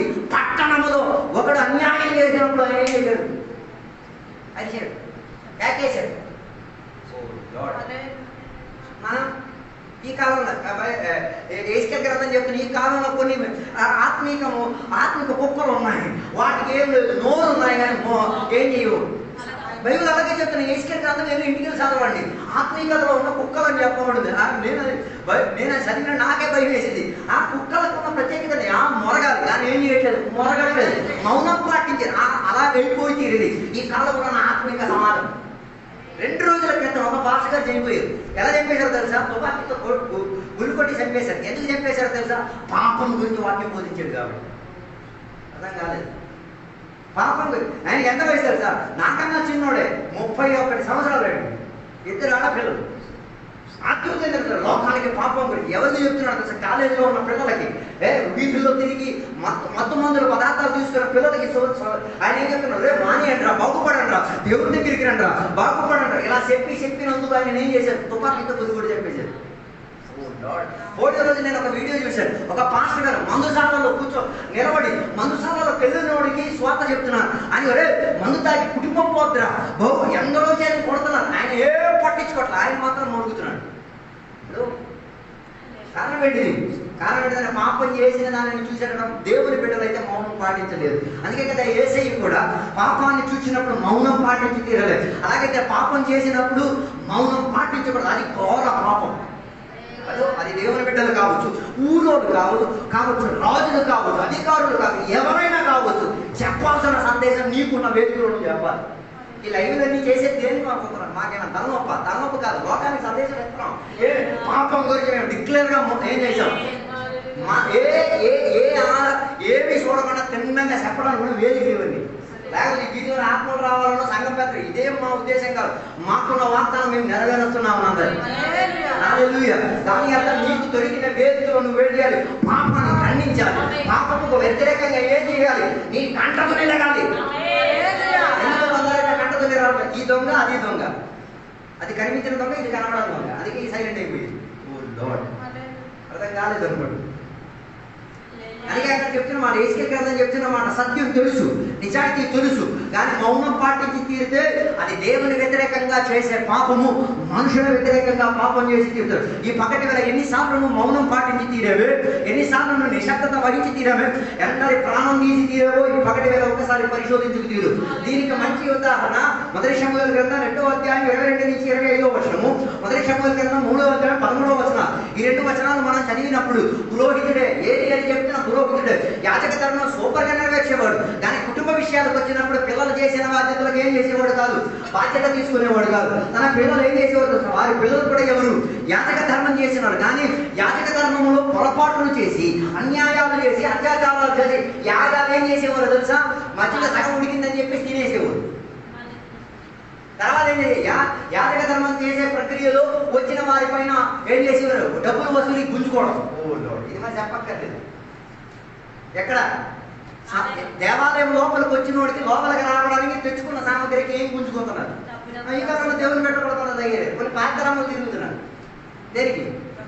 డబ్బుల గురించి గుంజుకు తిరుగుతున్నాయి. ఎవరి పని? భాషగా చేయాల్సిన పని వీళ్ళు గుంజుకు తిరుగుతున్నారు. హలో, అలాంటి దురాత్మక వ్యాపరించింది, అది అధికంగా వ్యాపరించింది. నేను స్వార్థం నేను తప్పనట్లేదు, ఏమనట్లేదు. అలా చేయకూడదు, అది తప్పది. అలా గుంజుకోకూడదు, అది అన్యాయం. అది కారణం అది ఏం చేశారు? సబ్బు రాసే రీతిగా సంపాదించారు సొమ్మది. అందుకే చాలా మందికి సబ్బు రాసేసరికి సొమ్ముతోనే సొమ్మబడి తినడానికి ఆశ. బైబిల్ చెప్తున్నమాట, అలా మౌనం పాటించడం వలన నువ్వు దేవుని దృష్టిలో, మనుషుల దృష్టిలో ఏం చేసేది? ఘోరాకి పాపం చేసింది ఇది. అందుకే బైబిల్ ప్రోత్సహించే ఏది గురించి చెప్తున్నమాట, తన కుటుంబంలో పిల్లలు చేసిన దానిని ఏం చేయలేదు? గద్దించలేదు. మన పిల్లలు ఏదైనా తప్పిదం చేస్తే గద్దించాలి, పాపం చేస్తే గద్దించాలి, ఇంటికి రానివ్వడు. కారణం ఏంటో సార్, ఆయన పరలోకానికి వెళ్ళాల్సిన బాధ్యత మాకుంది, ఆయన దేవుని సన్నిధిలో నిలబడాల్సిన బాధ్యత మనకుంది. ఒకవేళ చెప్పలేదు అనుకో, ఒకవేళ దేవుని సన్నిధిలోకి వెళ్ళడం మీ గురించి కేసు చెప్తాడు. అందుకే దేవుని బిడ్డలారా ఆలోచించండి. మనం మౌనం పాటించడం కాదు, పలకాల్సిన చోటు పలికి తీరాలి. హల్లెలూయా. అలా ఏది తన పిల్లలను నాశనంలోకి తీసుకెళ్తారు. అందుకే నేను చెప్పి రావడం అనుకున్న ఉద్దేశం ఇదే. ఏది తన పిల్లలను పోగొట్టుకు తినడం అనుకున్న కారణం ఏంటిది? ఏది ఒక పిల్లలు చేసిన పొరపాట్లతో ఏం చేశాడు? మౌనం పాటించి తీరారు. రెండోదిగా బైబిల్ చెప్తున్న మాట మనం చూడగలిగింది. ఏస్కేల్ గురించి చెప్తున్న అన్నమాట. యెహెజ్కేలు 3వ అధ్యాయం 17 నుంచి 19వ వచనం వరకు చదివితే, యెహెజ్కేలు గ్రంథం 33వ అధ్యాయం 6 నుంచి 8వ వచనం వరకు మనం చదవగలిగి తీరితే, యెహెజ్కేలు ఏం చేశాడో తెలుసా? ఆయనని దేవుడు నగరపాలికగా ఉంచాడు, వాచ్మ్యాన్ గా ఉంచాడు. ఏ నగరాన్ని? ఇశ్రాయేలీయులకు పట్టణం కాచి తీరడానికి. ఆ పట్టణం కాచి తీరిన వాడు ఏం చేయాలి? పట్టణంలో రావాల్సిన ప్రమాణాన్ని ఏం చేసుకోవాలి? దేని చూచి ఆపగలిగే ప్రయత్నంలో ఉండి తీరాలి. కానీ ఈయన పని ఏం చేయలేదు. దానివల్ల ఏమొచ్చింది? ప్రమాదం వచ్చింది. దుష్టులతో పాటు నీతిమంతులు కూడా ఏమైపోయారు? సంపబడ్డారు. అందుకే బైబిల్ అక్కడ చెప్తున్నవాడు, వారి రక్తం నీ మీద ఉండి కేకలేస్తున్నాడు. అర్థం కాలేదు. దేవుడు మనల్ని కూడా ఏం చేశారు? నగరపాలకగా వచ్చారు. నగరపాలిక అని చెప్తే వాచ్మ్యాన్. వాచ్మ్యాన్ అంటే రైల్వే క్రాసింగ్ దగ్గర ట్రైన్ వస్తూ పోతున్నప్పుడు వాచ్మెన్ పని ఏంటిది? నువ్వు సంఘానికి సంఘ పెట్టావు, బాప్తిజం పొందావు, అనివాసం పొందావు, కృపావరాలు పొందావు, సంఘానికి సభ్యుడు, మెంబర్షిప్ ఉంది, అన్నీ ఉన్నాయి. కానీ సంఘం కొరకు ఏం చేయాలి? వాచ్మెన్. ఈ కాలంలో సంఘం కొరకు ఎవరు వాచ్మెన్? ఏ దొంగ వస్తే ఏంటి, ఎవరు రాకపోతే ఏంటి? ఎవరికి ఏం కొందరికి అడగలేవు, అడిగితే సభావేమో.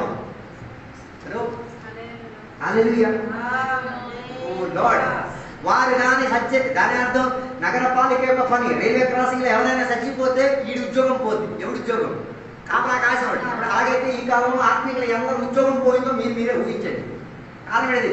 ఎవరెవరు ఆ ప్రమాదంలో చచ్చిపోయి తీరి ఏమొచ్చి తీరింది? వారి రక్తం మన మీద కేకాడి తీరుతున్నది. హలో, మీరు అనుకోకండి రక్షణ పొందాం ఏమైపోదు. ఏమైపోవడం కాదు, నీ ఆత్మిక శుద్ధీకరణకు ఏమై అభ్యంతరంగా మారి తీరుతుంది. అందుకే కబడ్డీ వల్ల దేవుడు కబడ్డారా యెహెజ్కేలుగా నగరపాలికగా కొందరు రక్తాన్ని ఏం చేయండి? విమోచన రక్తంతో అంటుకట్టి తీరడానికి ప్రయత్నం చేసి తీరాలి. కొన్ని అడవి ఒలివ మొక్కలు ఏవై తీరాలి?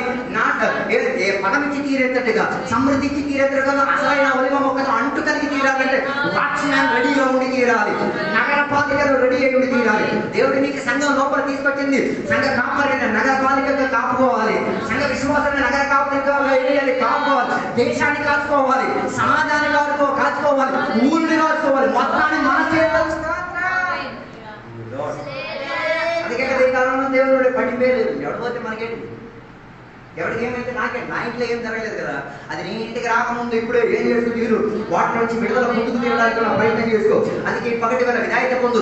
ఈ పగటి వల్ల దేవుడు నీకు ఆత్మస్వరూపిగా నీకు సందేశం ఇచ్చి చెప్తున్నాక మాట నిర్లక్ష్య పట్టమాక. చెప్పాల్సినది నగరపాలికగా ఏం చేయాలి? బోధించి చెప్పాలి. అందుకే నగరపాలిక ఒక పని ఏంటో తెలుసా? యెహెజ్కేలుకు ఒక పని ఏంటో తెలుసా? ఆయన కాపులా కాసి చూడాలి. ఏంటి?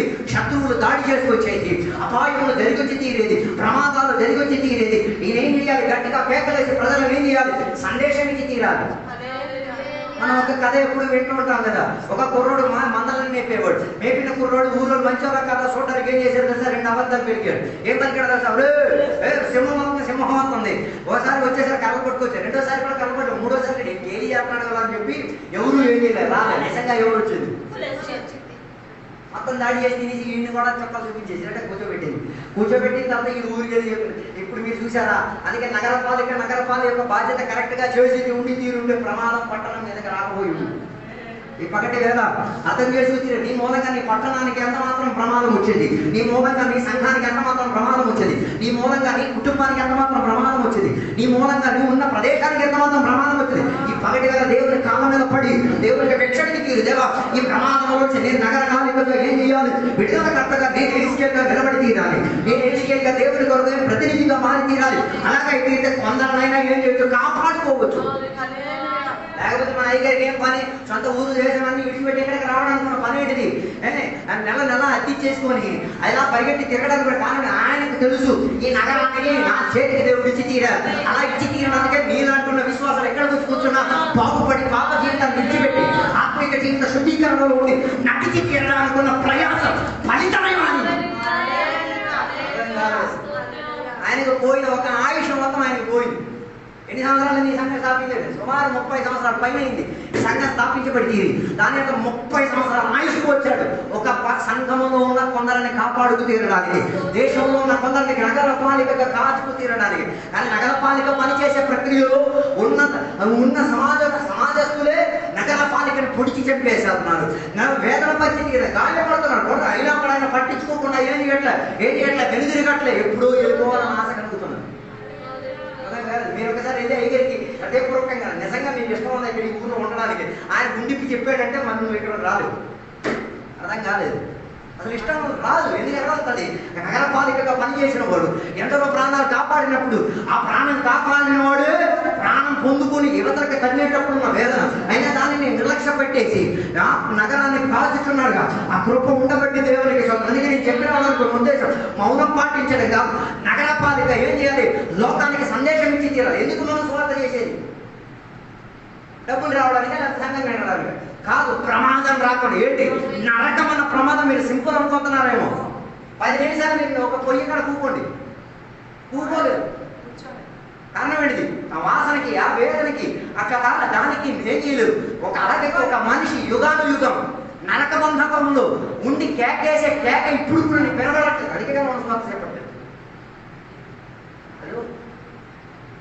అక్కడ దేవుని కరుణ ఉండదు, అక్కడ దేవుని దయ దొరకదు, అక్కడ దేవుడు కూడా స్పందించడు. ఆ కేకకి దేవుడు ఏం చేయడు, విన్నా కూడా దేవుడు పట్టించుకోరు. కారణం ఏంటో తెలుసా? అవకాశం దొరికినప్పుడు అవకాశం వినియోగపరచలేనప్పుడు ఇప్పుడు వచ్చి ఏడితే ఏం ప్రయోజనం? అందుకే బైబిల్ సూపర్గా మనకి చెబుతున్నది. ధనవంతుడికి ఎక్కడికి వెళ్ళి వేదనాస్థలంలో వెళ్ళి కేకేసేస్తున్నాడు, గొప్ప సాక్ష్యం చెప్పేస్తున్నాడు. అదే చెప్పాలన్న టైంలో చెప్పరాను ఆయన. కొందరికి సాక్ష్యాలే ఉండవు, పర్వాలేదు. నాకు తెలిసి ఒకరోజు సాక్ష్యం చెప్తారు, అప్పుడు నేను పైన నేను చెప్తాను. మీరు ఎక్కడ ఉంటారు? మీరే విడిచించు. ఎక్కడో ఉండి సాక్ష్యం చెప్తారు, వడ్డీతో సహా ఆయన చెప్పిస్తారు. హల్లెలూయా. సాక్ష్యానికి అవకాశం దొరికినప్పుడు ఏం చేయాలి? సాక్ష్యం చెప్పి తీరాలి. లేకపోతే దేవుడు అలాంటి వేదిక తయారు. నేను చెప్పిన వాళ్ళకున్న ఉద్దేశం నగర పాలికగా ఏం చేయాలి? కేకేయాలి. ప్రమాదం. ఏం ప్రమాదం? నరకం అన్నది ప్రమాదం. దేవుని యొక్క ఉగ్రత ప్రమాదం. దేవుడు ప్రజలని దేవుని గొప్ప దేవుడు ప్రజల మీద చూపించే ఆ ప్రవాహం అది మనం సందేశం ఇచ్చి తీరాలి. అది కేకేసేసి ఈ వాక్యాలన్నీ చెప్పేది. ఏమని? హెచ్చరిక. ప్రమాదం వస్తున్నది, నాశనం వస్తున్నది, జరగబోయే దానికి ఏముండి తీరాలి? మార్పు చెంది తీరాలని కేకేసేది. ఏస్కేలా పని చేయలేకపోవడం వలన తన మీద ఏమొచ్చి తీరింది? ఎందరి రక్తం పడుతుంది. ఈ పగటి వేళ ఆత్మలో ఉన్న దేవుని ఒక్కసారి పట్టించండి. నీ తల మీద ఎందరి రక్తం పడి ఉందో వాటికి పరిహారం పొంది తీరాలంటే ఇవాటి నుంచి ఒక ఉడంబడికలోకరా ఏమని? నేను దేవుని యొక్క ప్రజగా నిలబడి తీరి, వాకువక్తగా నిలబడి తీరి, దేవుని యొక్క సమాజంలో, సంఘంలో మాత్రం కాదు, దేశంలో మాత్రం కాదు, ఊర్లో మాత్రం కాదు, ఏ ప్రాంతంలో ఉన్నా నేను కావలి వారిగా ఏం చేశా?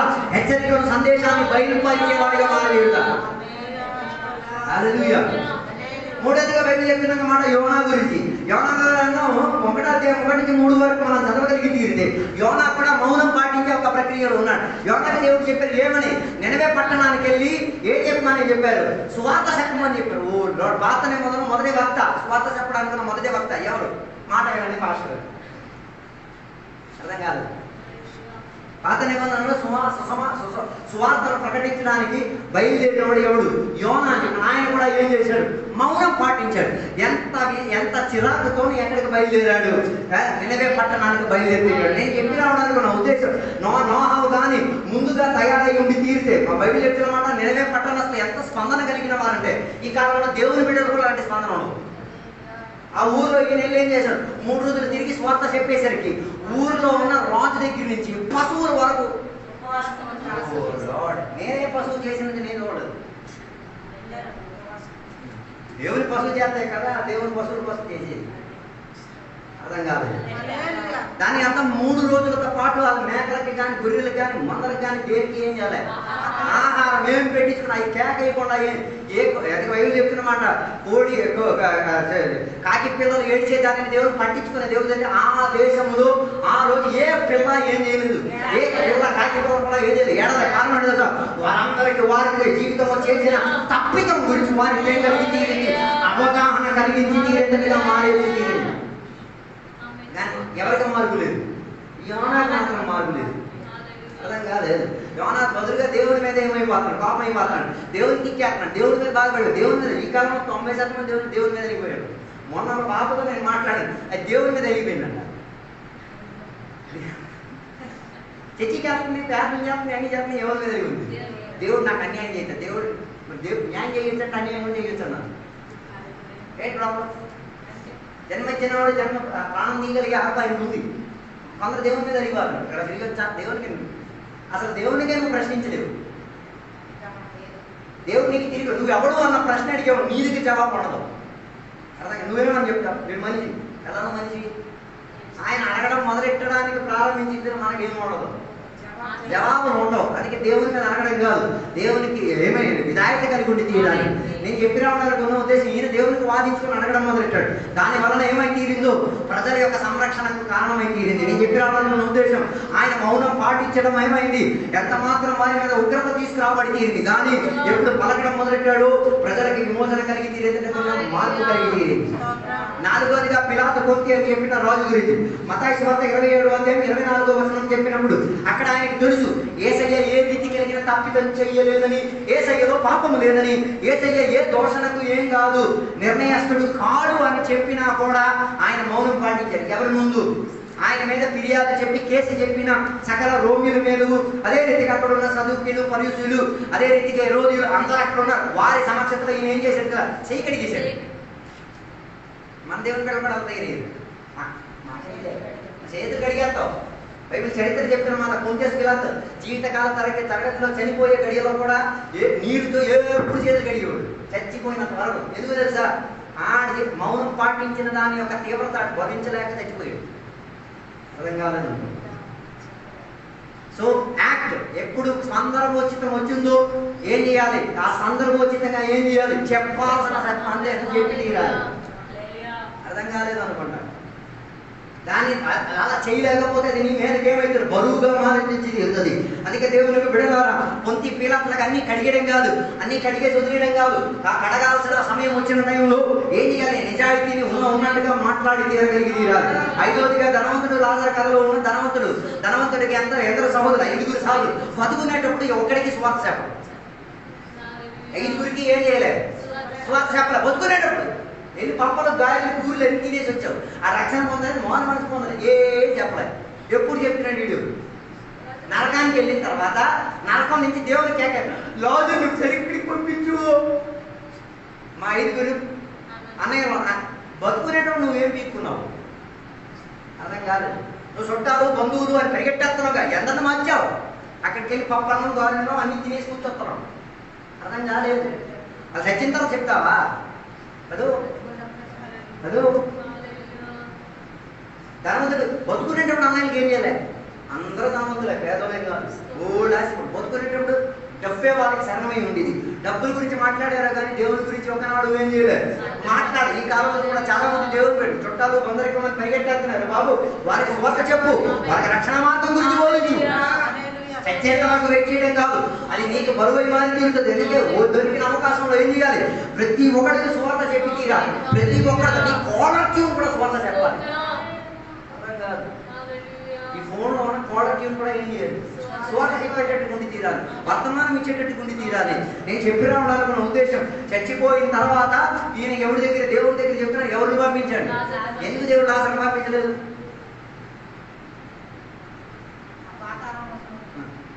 ఎక్కడి నుంచి మనుషులు అక్కడికి ఎవరు రాలేరు, అక్కడి నుంచి మనిషి ఇక్కడికే రావాలి. అలా వస్తే అలాంటి ఒక సిద్ధాంతం ఇప్పుడు కూడా ఉంది కదా, చచ్చిపోయిన వాళ్ళు వస్తున్నారని. అది వచ్చేది ఆలయం కాదు, వాళ్ళ పేరట మారు వేషం వేసేసుకొని వచ్చినాడు. నువ్వు ఆయన నమ్మేస్తున్నావు కాబట్టి ఆయన నీ దోషుడు, నువ్వే ఆయన యజమాని. అర్థం కాలేదు. అందుకే చచ్చిపోయిన ఒక మనిషి ఏం చేయలేడు, తిరిగిలేడు. అందుకే చాలా మంది చెప్తారు స్వర్గం లేదు, నరకం లేదు. కారణం ఏంటిది? స్వర్గానికి వెళ్ళినోడు కనబట్లేదు, నరకానికి వెళ్ళినోడు కనబట్లేదు. అవును కదా? ఎవరు వచ్చారు? స్వర్గం నుంచి. నరకం నుంచి ఎవరు వచ్చారు? మరి మీరెలా నమ్మేస్తున్నాం? మళ్ళీ నమ్మకం ఉంది. పాతగా చెప్పేసారు, నమ్మేశారు. ఇదే చాలా మంది కనుక్కోవాలి. అదో ఇదే చాలా మందికి బైబిల్ చెప్తున్నా, నరకం ఎక్కడ ఉంది? నువ్వు కూపని కిందే ఉంది. దానికి డౌట్ ఉంటే మీరు వెళ్ళి చూడండి. కొండల మధ్యలో వచ్చి ఏమవుతున్నాయి, అగ్గి మంట, మన అందరూ మంట ఎవడ పెట్టాడు. నరకం ఇక్కడే ఉంది, ఎక్కడ లేదు. ఆ మంట ఎక్కడ ఉందంటే దానికన్నా సంరక్షణ చెందే చోటు ఇక్కడ ఇంకోటి ఉంటుంది కదా. ఎక్కడ నిప్పు కాలుతుందని నిప్పు కాలిన ఒక ప్రదేశం ఉంటుంది, అది నువ్వు ఊహించుకోవాలి. దేవుడు ఇది ఇచ్చి ఆ శిక్ష గురించి నేర్పేస్తున్నాడు. అర్థం కాదు. వాళ్ళ నరకం లేదని చెప్పి వాదించేస్తారు కొందరు. దేవుడు పెట్టలే, అది కాదు. బైబిల్లో కూడా అలాంటి సిద్ధాంతవాదులు ఉన్నారు. ఏమని? పర్లోక నరకం అట్లాంటివి అన్నీ ఇక్కడే. పర్లోక నరకం అంతా ఎక్కడే. కుటుంబంలో గొడవలు అయితే అది నరకం అంటున్నాను. దేవుడికి పెట్టలే, నేను అన్ని గురించి అన్నట్లే. కుటుంబంలో గొడవ అయితే అది నరకమా? అందుకే కదా కొందరు దేవుడి పెళ్ళి సాక్ష్యాలు కూడా చెప్పాడు, నా ఇంట్లో మొత్తం నరకమే. నీ ఇంట్లో కాదు, కూకులు తెప్పితే నరకం ఉంది. అర్థం కాలేదు. అదో అదో అందుకే నేను చెప్పడానికి ఉన్న ఉద్దేశం ఇదే. నరకం ఉంది, పరలోకం ఉంది. బయట చూసిన మాట భూమిని తేలి చూసినప్పుడు దేవుడు ఉన్నాడు అన్నది మనకు కనిపిస్తుంది. భూమి మీద ఉన్న వాతావరణం యొక్క మార్పు చూసినప్పుడు దేవుడు ఉన్నాడు అన్నది, నేను ప్రపంచాన్ని చూసినప్పుడు దేవుడు ఉన్నాడని, దేవుడి యొక్క స్థితిగతులు చూసి దేవుని సృష్టించిన దానిని చూసి తీరితే దేవుడు ఉన్నాడు అన్నది ఏమై తీరొచ్చు, రుజువై తీరొచ్చు. దేవుని పెట్టలే కొందరు దేవుని నమ్మట్లేదు. ఏ దేవుడు నేను నమ్మాలా? యెహోవా దేవుడు నేను నమ్మాలా? యేసు దేవుడు నేను నమ్మాలా? పరిశుద్ధాత్మ దేవుడు నేను నమ్మాలా? పాస్టర్ దేవుడు నేను నమ్మాలా? ఏ దేవుడు నమ్మాలా? కన్ఫ్యూజన్, ఫుల్ కన్ఫ్యూజన్ లో ఉన్నారు. కారణం ఏంటిది? వారికే తెలియదు ఏది దేవుడు. మొన్న ఒకటితో మాట్లాడితే నేనే దేవుడు అన్నాడు పాస్టర్. ఎందుకు? ఒక వాక్యం తీసి చూపించాడు. దేవుని వాక్యం వాడు తీసి చూపించాడు. నువ్వు దేవునిలా మారిపోయి తిరుగుతావు అన్న ఒక వాక్యం తీసి నీ దేవుడు నేనన్నా. ఇది అలా పాపం క్షమించాను, పాపం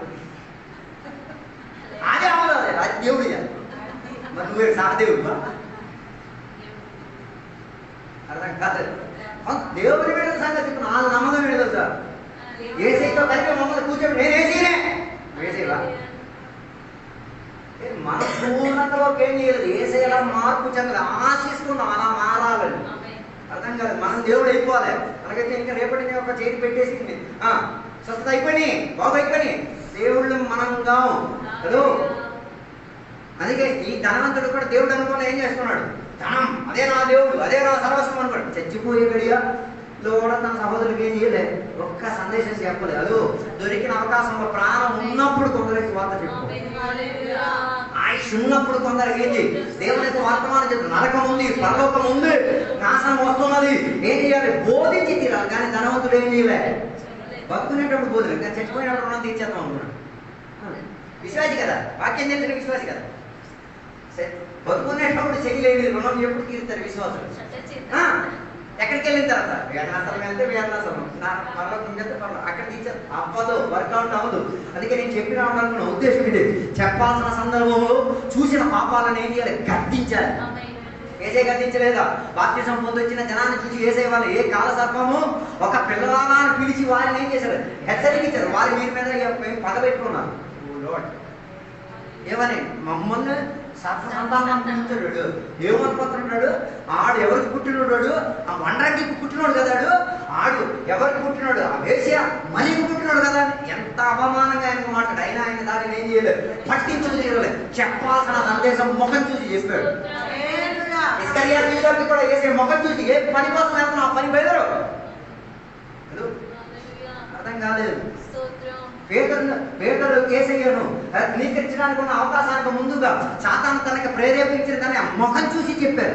ముఖం దాచి చెప్పేది దేవుని లక్షణం కాదు, దేవుని బిడ్డల లక్షణం కాదు. ఉన్నది ఉన్నట్టుగా ఏం చేయాలి? పలికేటట్టు లేకపోతే పిలికాత్మ. ప్రకటన గ్రంథం చెప్తున్నాడు, పిలికోడు దేవుని రాజ్యం ప్రవేశించడు. అది అట్టాంటిక్ దేవుని బిడ్డ అయినా, ఎంత అభిషేకం పొందినోడు అయినా. అర్థం కాదు. డౌట్ ఏమైనా ఉంటే ప్రకటన గ్రంథం 22 అధ్యాయం ఇంటికి వెళ్ళి చదవండి. పిలిపోదు దేవుని బిడ్డైనా, అభిషేకుడైనా, ఆత్మపూర్ణుడైనా, ఎన్ని కృపావరాలు లాంటి యాక్టివేట్ అయి ఉన్న పిరిగితనం వచ్చిందంటాడు. ఎక్కడ ప్రవేశించలేదు.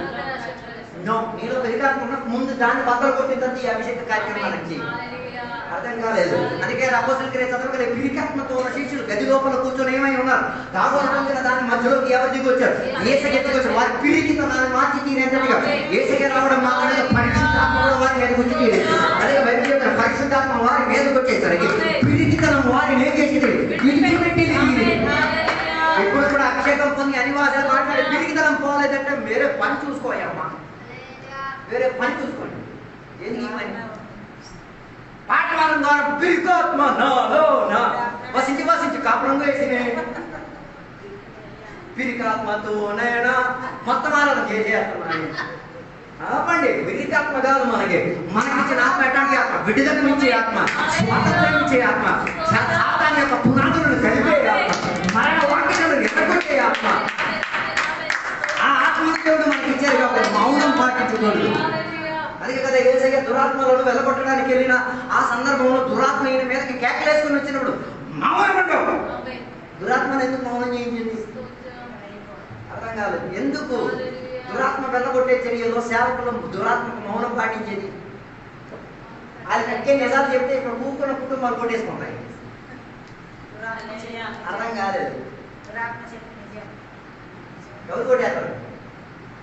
మన దేవ చర్చిలో జరిగిన విషయమే. ఒక విశ్వాసం ఏం చెప్పి మీరు అందరూ దురాత్మతో ఊళ్ళో కొట్టడానికి వచ్చారు. అగ్ని పరీక్షలు అన్ని దిగినాయి. ఏ కామన్ సెన్స్ లేదు. అర్థం కాదు. దురాత్మ పలికినవన్నీ ఆమె ఆడికి అంటే ఆశ ఈ కలిసి ఉండాలని మీరు కలుసుకొని ఉండాలని. అందుకే యేసయ్య ఈ దురాత్మ పరిచర్యలు చేసే లేదా కృపావరంతో పరిచర్య చేసే సేవకులు ఎంత పరిజ్ఞానంతో ఉంటారంటే అంత నేర్చుకోవాలి. అస్సలు ఒక్క విషయంలో కూడా వాళ్ళు ఏం చేయరు. వాళ్ళ సాతానికి అవకాశం ఇవ్వడు. మనం అనుకుంటాం ఇలా చెయ్యట్లేదు, సాతాను పోతే పోయాడు. చెప్పు ఎలా వచ్చావు, ఎవరింట్లో వచ్చావు, దేనికి వచ్చావు, ఎలా వచ్చావు, అది నీ నిజాలకు ఎక్కాడు అనుకో, నీ కొడుకు పేరు, నీ కూతురి పేరు, నీ భర్త పేరు చేస్తా మాట్లాడుతుంది. కేసు లెటర్ కొట్టుకుని వచ్చేస్తావు. అవన్నీ షో ఆఫ్ అయిపోతున్నాయి ఈ రోజుల్లో క్రైస్తవ్యంలో. ఎక్కడి నుంచి వచ్చావు, ఎలా పోయింది, వచ్చిందా పోయిందా, ఏం అడగాల్సిన అవసరం ఏం లేదు. వచ్చిన దాన్ని పోగొట్టేస్తాయి పోలే. అందుకే ప్రజలకి దేని మీద నమ్మకం, దేవుని కన్నా దేని మీద ఎక్కువ నమ్మకం. దెయ్యాలని అయితే నమ్మకం అయింది కదా. అది కాదు, దెయ్యాలను కూడా యేసయ్య ఏం చేశారు, మౌనం పాటించారు. అందుకే దెయ్యాలని కూడా యేసయ్య చెప్పారు, నోరుమై. దెయ్యమే యేసయ్య గురించి డిక్లరేషన్ ఇచ్చింది. ఏమని? నువ్వు దేవుని యొక్క కుమారుడు అని, పాపాన్ని విడిపించిన వాడు, నువ్వు దేవుని యొక్క పరిశుద్ధుడు అన్న దానిని గుర్తించారు. నువ్వు చెప్పడమే పరిశుద్ధుడు. దెయ్యం మన పరిశుద్ధత గురించి చెప్పడమా, దేవుడు మన పరిశుద్ధత గురించి చెప్పాలి. అదే కదా పేతురు ఎత్తున్న సందర్భంలో ఆయన గురించి ఒక యజ్రాలమ్మ ఏం చేసింది? మన దేవుని బిడ్డల గురించి ఏ యజ్రాలమ్మ ఎలా అన్నట్లేదే అని నాకు అనిపిస్తుంది. మరి ఈ యజ్రాలో ఆ యజ్రాలు నాయకుడు ఉంటారు. అర్థం కాలేదు. మేము ఒకరోజు బండిలో ఏ బండిలో మన బాబాయపట్నం పాసీలో నేను వచ్చిన టైంలో మా ముందు ఒకడు కూకున్నాడు. ఆడు మొత్తం చెప్పి మీరే ఒక పాట. Okay sir. ఏం పోల్చిపోలికాడో నాకు అర్థం కాదు.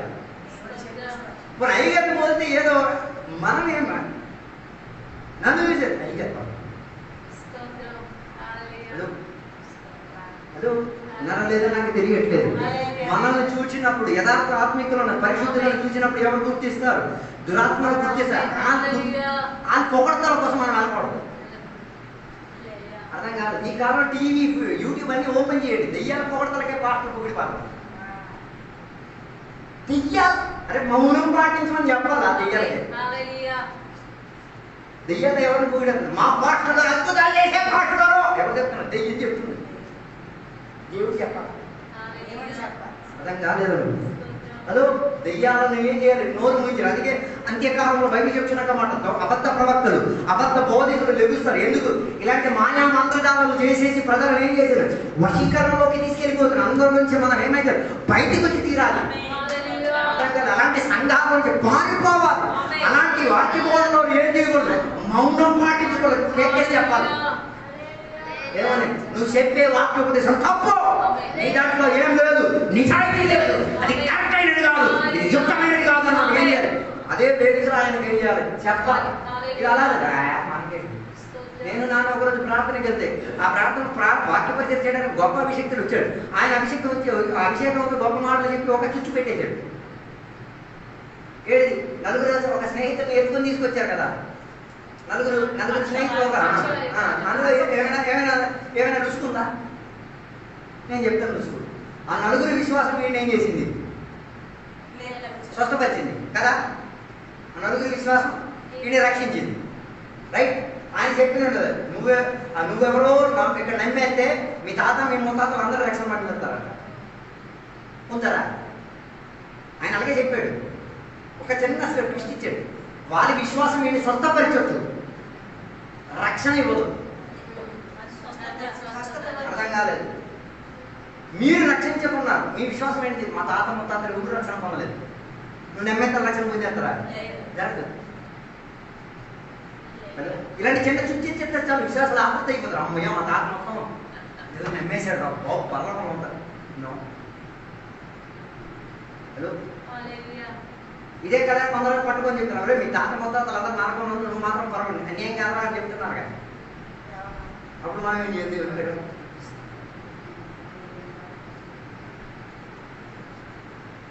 లేదా లేదా మీకు మీరు సూపర్గా పర్లోకంలో ఆనందిస్తారు. మీ పిల్లలు మీరు మీ తాతలు సొంతలు అందరూ నరకం ఉంటుంది. మీకు వేదం లేదా? మన వారి పరిస్థితి ఏంటో ఏమని ప్రార్థన చేస్తాం? చచ్చిపోయినట్టు వెళ్ళాల్సిన చోటు వెళ్ళిపోయింది. అది మనం మార్చలేము, ఉన్నోళ్ళు మనం మార్చలేము. అది మీద ఉన్న ప్రేమ ఈ మీద కుమ్మరించాలి.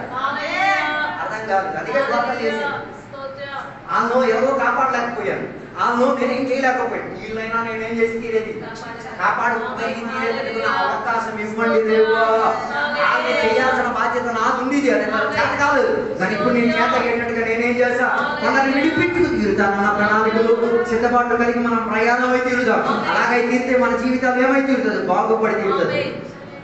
నాలుగోదిగా చెప్తున్న మాట, దేవుని యొక్క వాక్యాన్ని ఏం చేయడం, అంగీకరించాలి. హోషేయ గ్రంథం 4:6 చెప్పిన మాట, దేవుని యొక్క వాక్యం గురించిన అవగాహన లేక ప్రజలు ఏమై తీరుతున్నారు, నాశనానికి గురై తీరుతున్నారు. దేని గురించి ప్రజలకు అవగాహన లేదు. దేవుని వాక్యం ఏం చెప్తున్నాదా దాని గురించి ఏం లేదు. రైలులో నేను ఒక కళ చూశాను. ఏంటి దీని భాషాంతరం? ఎందుకు ఆయన యోసేపు అనుకుంటున్నావా, నువ్వు నెప్పుకునేసావు అనుకుంటున్నావా? లేదా ఆయన దానియేలు అనుకుంటున్నావా, నువ్వు నెప్పుకునేసావు అనుకుంటున్నావా? హలో, అయ్యో నేను ఒక కథ చూశాను, దీనికి సంబంధించిన వాక్యం ఇవ్వండి. ఇది దానికన్నా కరెక్ట్. ఇది అడగలేదు, భాషాంతరం చెప్పండి. నేను చూశాను, అయ్యోలో ఒక బంగార పాత్రలో ఒక బంగార చేప జంప్ అవుతుంది, నా పేరు పలుకుతుంది. దీనికి సంబంధించి భావం చెప్పి వీడి దానికి ఒక భావం రెడీ చేసుకుని ఉంచుతాడు. బంగార పాత్ర అంటే డబ్బు, బంగారం, చేప అంటే గోల్డ్, సంఘాలు. ఎక్కడైనా వీడు ఒక రెడీ చేసేసుకుంటారు, వీడు వచ్చేసి ఇంకోటి అడుగుతాడు. దీనికి దానికి టాలీ చేసి ఇంకోటి స్టోరీ అవుతుంది. అదో దానికి కావాల్సింది ఏంటి? దేవుని యొక్క వాక్యం. వాక్యం విషయం గురించి ఏం చెప్తున్నది? నీ ఇంట్లో ఒక వివాహం జరుగుతుంది, వివాహం గురించి బైబిల్ ఏం చెప్తుంది? మరణం గురించి బైబిల్ ఏం చెప్తున్నది? దుఃఖం గురించి బైబిల్ ఏం చెప్తున్నది? ఈ ఇంట్లో ఎడతెడతగా శాపం, ఈ శాపం గురించి బైబిల్ ఎలా ప్రశ్నించాలి? ఇది అలాగే ఉండదు. అన్నిటికీ థ్యాంక్స్ గివింగ్ ప్రేయర్, కృతజ్ఞతల ప్రార్థన లేదు. అదో కొర్నేలియా ఇంటికి ఎవరిని పంపించేస్తే పేతురుని తీసుకురావడం వాక్యం గురించి నేర్పించడానికి. పరిశుద్ధాత్మకి ఎందుకంత ఆత్మత? కొర్నేలియా గురించి బైబిల్ చెప్తున్నాడు. ఆయన మంచి క్రియలు చేసిన వాడు, ఆయన పేదలకు సహాయం చేసిన వాడు, దేవాలయానికి కావాల్సిన సామగ్రి ఇచ్చినవాడు, ప్రార్థన చేసిన వాడు. అట్లాంటి రోజు కూడా ఏం అవసరం వచ్చింది? వాక్యం. వాక్యమే మనల్ని ఏం చేసి తీరేది, బతికించి తీరేది. వాక్యానికి కూడా తీవ్రత, దేవునికి వాక్యానికి ఒకే అనుబంధమే. అర్థం కాలేదనుకుంటున్నాను. చర్చికి బైబిల్ తెచ్చారన్నది విషయం కాదు, బైబిల్ పఠిస్తున్నామా లేదా అన్నది విషయం. ఆదాము హవ్వలు చేసిన తప్పితం ఏంటిది? పండు తిన్నారా? ఏం దేవుడు చెప్పారో అది కానీ ఏం దేవుడు చెప్పారు? అన్ని పనులు తినొచ్చు, ఒకటే తీయకూడదు. తినకూడదు అన్న, తాకకూడదు అనలే. తాకకూడదా? తాకకూడదా? తాకితే ఏమవుద్ది? దేవుడు తినొద్దన్న ఫలం తాకితే ఏమవుద్ది? అర్థం కాదు. దేవుడు తినొద్దన్నారు కానీ తాకకుండా ఉండగలుగుతారు వాళ్ళు. ఎందుకు? పండు కదా, అది తిన్న పాత్ర మరి ఏంటి కదా, ఇది సేద్య పరిచేటప్పుడు మరి పండే పాడైపోయిన పండు ఏం చేయాలి? మరి అలాంటి పట్టుకోవచ్చు కానీ ఏం చేయలేదు. హలో, అందరూ పట్టుకోవడం పడతా, పట్టుకోవడం తిట్టుకోవడం తప్పేం కాదు. పట్టుకోవచ్చు, చూసుకోవచ్చు, ఏం ప్రాబ్లం ఏం కాదు. ఏం చేయకూడదు, అది సేవించకూడదు. తినకూడదు అని చెప్పి ఇంకొక అర్థం, అది నీ శరీరంతో కలయికలోకి రాకూడదు.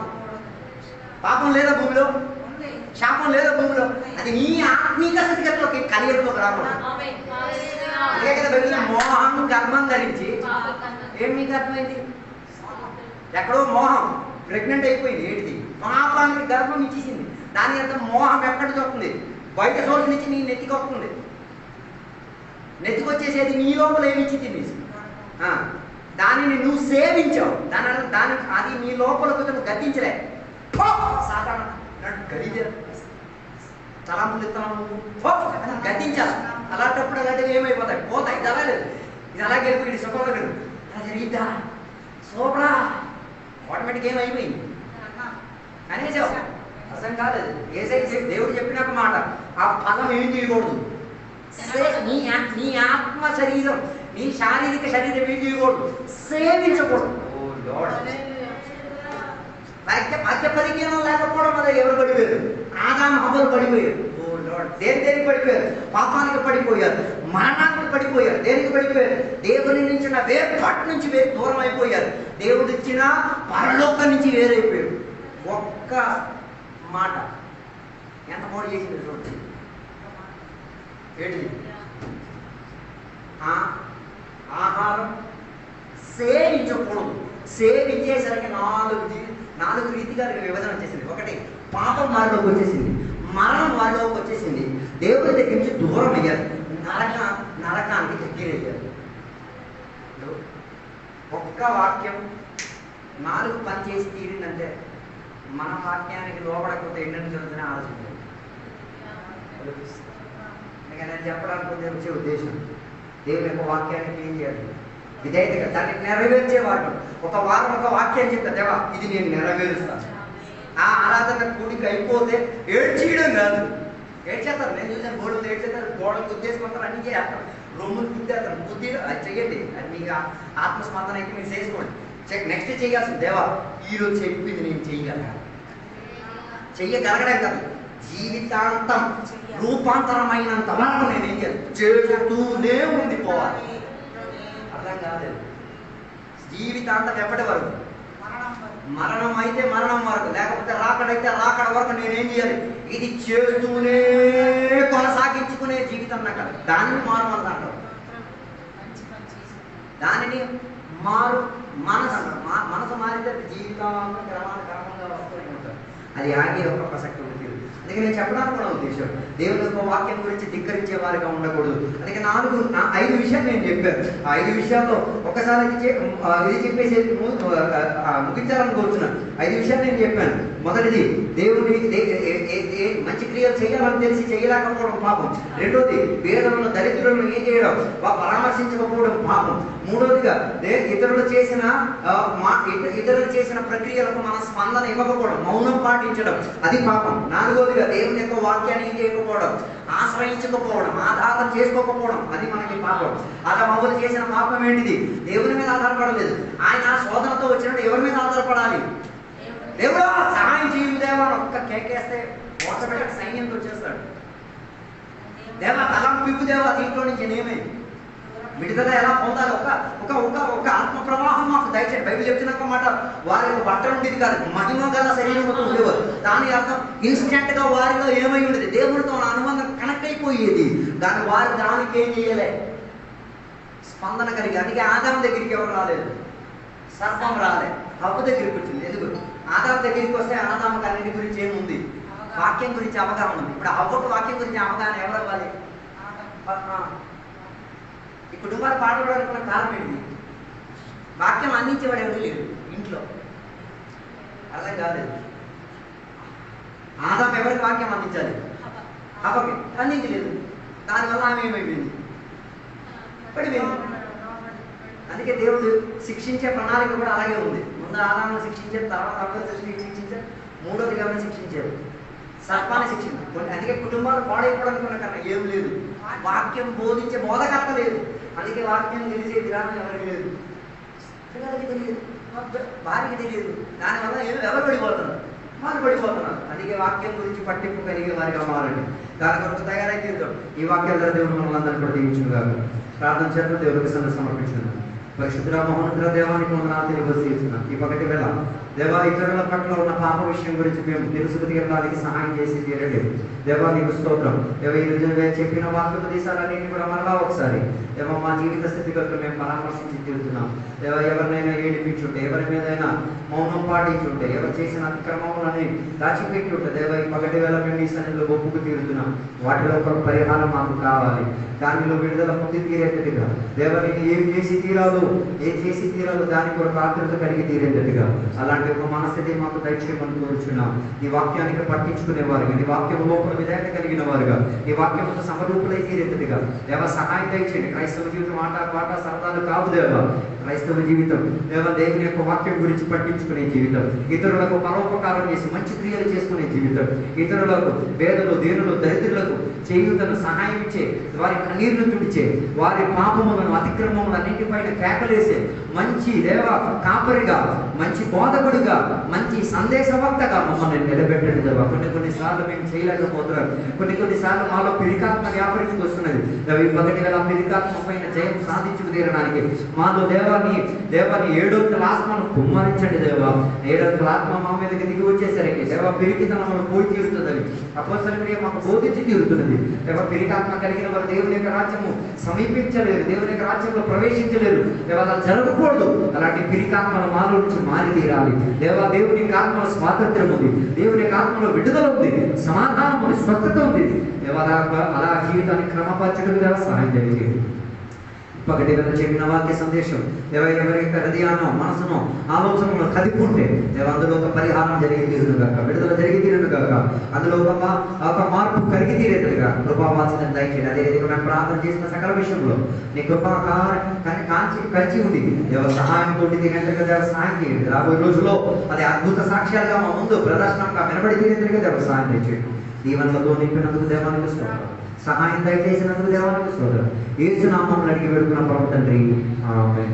తండ్రి కుమారుడు పరిశుద్ధాత్మక సహవాసం ఇప్పుడు ఎల్లప్పుడు ఇక్కడికి వచ్చిన సద్భక్తులతో దేవాన్ని 2 రాకడ వరకు వేయును గాక ఆమేన్. యేసు రక్తం చేయండి, యేసు వాక్యం చేయండి, యేసు నామములో సంపూర్ణ విజయం కలుగును గాక ఆమేన్.